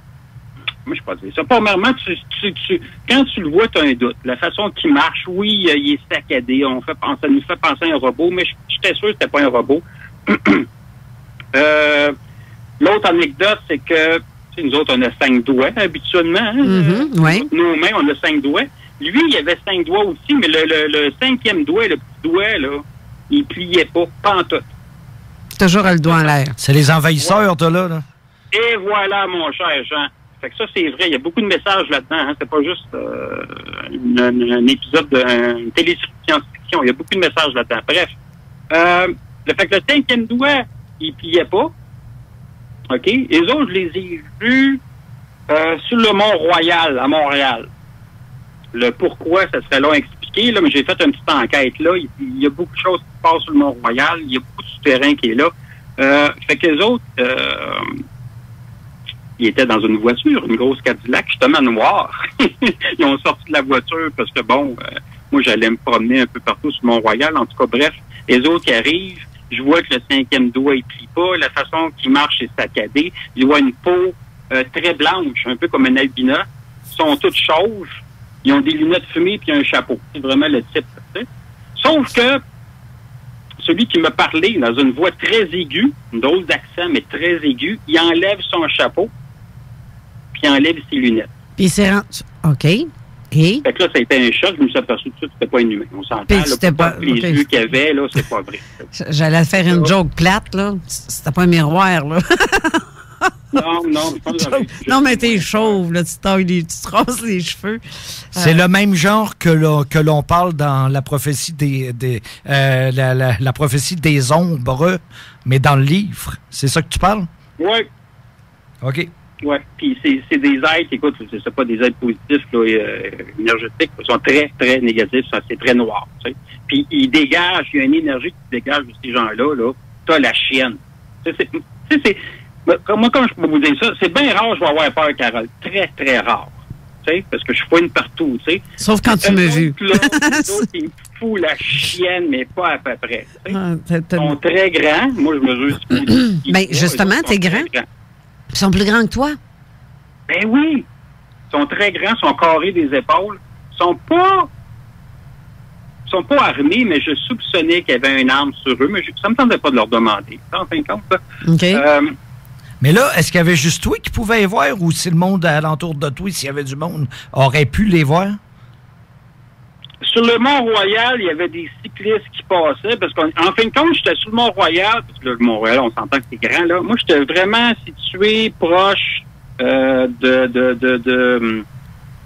sais, sur le Mont-Royal, il y a des antennes de télécommunications, hein, qui sont là, des antennes de Radio-Canada, puis il y a une antenne de la Défense canadienne qui est là aussi. Ah, tiens donc. On ne sait pas. Ben, moi, j'étais là. Parce que il y a un bâtiment qui est là, où il y a l'antenne, puis ça descend. Ça descend dans la montagne, ça va loin en chien, cette affaire-là. Puis là, j'étais là, justement. Fait que les autres, ils étaient dans la voiture. Puis quand ils m'ont vu, ils ont débarqué de la voiture. Ils sont venus très rapidement. Ça marche très vite en passant. Et puis, là, ça a été menace solide. Et puis... Je te demandais ça parce que je pensais aux apparitions spectrales que Jean Cazot parle. Le témoin le voit, mais pas les autres à côté. C'est pour ça que je te demandais ça. Donc, il était en chair et en os, là, que tu parles. Oui. OK. C'est pas une rencontre spectrale. Ici, il y a des pistes cyclables autour. On peut se promener en bicycle. OK. Les cyclistes le voyaient. OK. Il y a personne qui s'arrêtait pour les voir, ces deux témoins de Jéhovah-là. Mais Jean, on entend ça souvent, ça, ce genre de phénomène-là, d'hommes qui arrivent avec une voix étrange, qui ça ressemble à être comme robotisé légèrement, là, ou que c'est comme s'ils venaient de syntoniser notre canal pour être capable de parler avec nous autres dans une langue. Ça en est un cas. Mais il y en a que c'est humain, c'est parfaitement humain. Ils sont habillés en jeans, comme quand on était à Montréal, où on a eu une petite visite à côté de nous deux. Enfin, on était 3. Il y avait Manon aussi qui était là. Et qu'il y avait un homme habillé vraiment comme un nobody, qui avec son sac à dos, son cellulaire dans ses mains. Tu te souviens, Raymond? On a été observé, puis le gars te regardait tout le temps. Quand on était à UFO 601, là, c'était assez impressionnant. Oui, le jeune asiatique. Je me souviens pas, non, mais je sais pas si c'est asiatique, parce que je sais qu'il y avait une couleur différente de peau, là, mais c'est assez impressionnant quand tu as ça à côté de toi. Là, il nous reste à peine 2 minutes à l'émission. C'est malheureux. Là, sérieusement, Raymond, je vais inviter d'autres personnes aussi qui viennent de Montréal l'automne prochain. J'aimerais ça que je pense que je vais te céduler avec un de ceux-là, comme Denis Guy, que je vais recevoir aussi de Conscience Plus l'automne prochain. Je pense que je vais te céduler avec Denis. Vous ferez le voyage à deux si vous êtes capable de... On va faire quelque chose dans ce genre-là. Il me reste 1 minute, là, à l'émission. Je veux juste... est-ce que tu as un petit mot de la fin que tu peux nous dire, Raymond? Oui. Je commence des conférences sur le sujet OVNI le mercredi 4 juillet au centre de Reiki Lanaudière. C'est à Repentigny. OK. Fait que, c'est mercredi le 4 juillet. C'est le soir, évidemment, de 9h30. Fait que ça va être bouillant comme conférence. Ah, c'est excellent. Excellent. Je salue aussi notre ami Spielberg qui nous écoute et qui nous fait une salutation à nous trois en passant. Salut Bruno. Oui, c'est ça. Bruno vient de nous m'écrire un petit message en privé. Ça n'arrête pas les messages. Je trouve ça le fun quand on nous parle de même. Donc, pour terminer l'émission, je te remercie, Jean, de t'être déplacé pour venir en studio. Vraiment, ça me touche énormément. La semaine prochaine, je vais recevoir la comédienne Danielle Fichot, qui a vécu une expérience de mort imminente. Si tu peux revenir encore une fois, je trouverais ça intéressant. Si tu peux, si tu ne travailles pas, je vais venir. Oui, c'est ça, parce que nous, on va parler d'expérience de mort imminente parce que cette comédienne-là a vécu ça. Je trouve ça intéressant qu'on a des personnalités connues du public qui viennent nous parler de ces expériences. Oui, qui osent. Je vous rappelle, aujourd'hui, c'est la Saint-Jean-Baptiste. Il y a un pique-nique présentement familial qui se passe au Parc de Lens à Tibi, je ne sais pas comment tu le prononces. Ici, à Lévis, ce soir, il y a un 5 à 7 au bistrot La Barricade. Mais on a aussi à Sainte-Croix, imaginez-vous donc, à Sainte-Croix, d'où je viens, le DJ ESL, qui est Alain Perron, qui est animateur ici pour l'émission tous les vendredis soirs à 22h, qui est le 10 o'clock T-Rock. Il va être avec nous à Sainte-Croix. C'est lui qui va animer le party, le gros party de la Saint-Jean-Baptiste à Sainte-Croix. Yeah. Il fait la musique. Alors, merci beaucoup encore une fois à Jean Morissette. Merci beaucoup à Raymond Choquette et ma sœur Chantal Lauzé avec qui on est en onde au téléphone aujourd'hui. Je vous souhaite une excellente semaine et bonne Saint-Jean à vous tous. Je vous remercie beaucoup et salutations. Merci encore une fois, Raymond. Bye-bye. Merci. Bye-bye.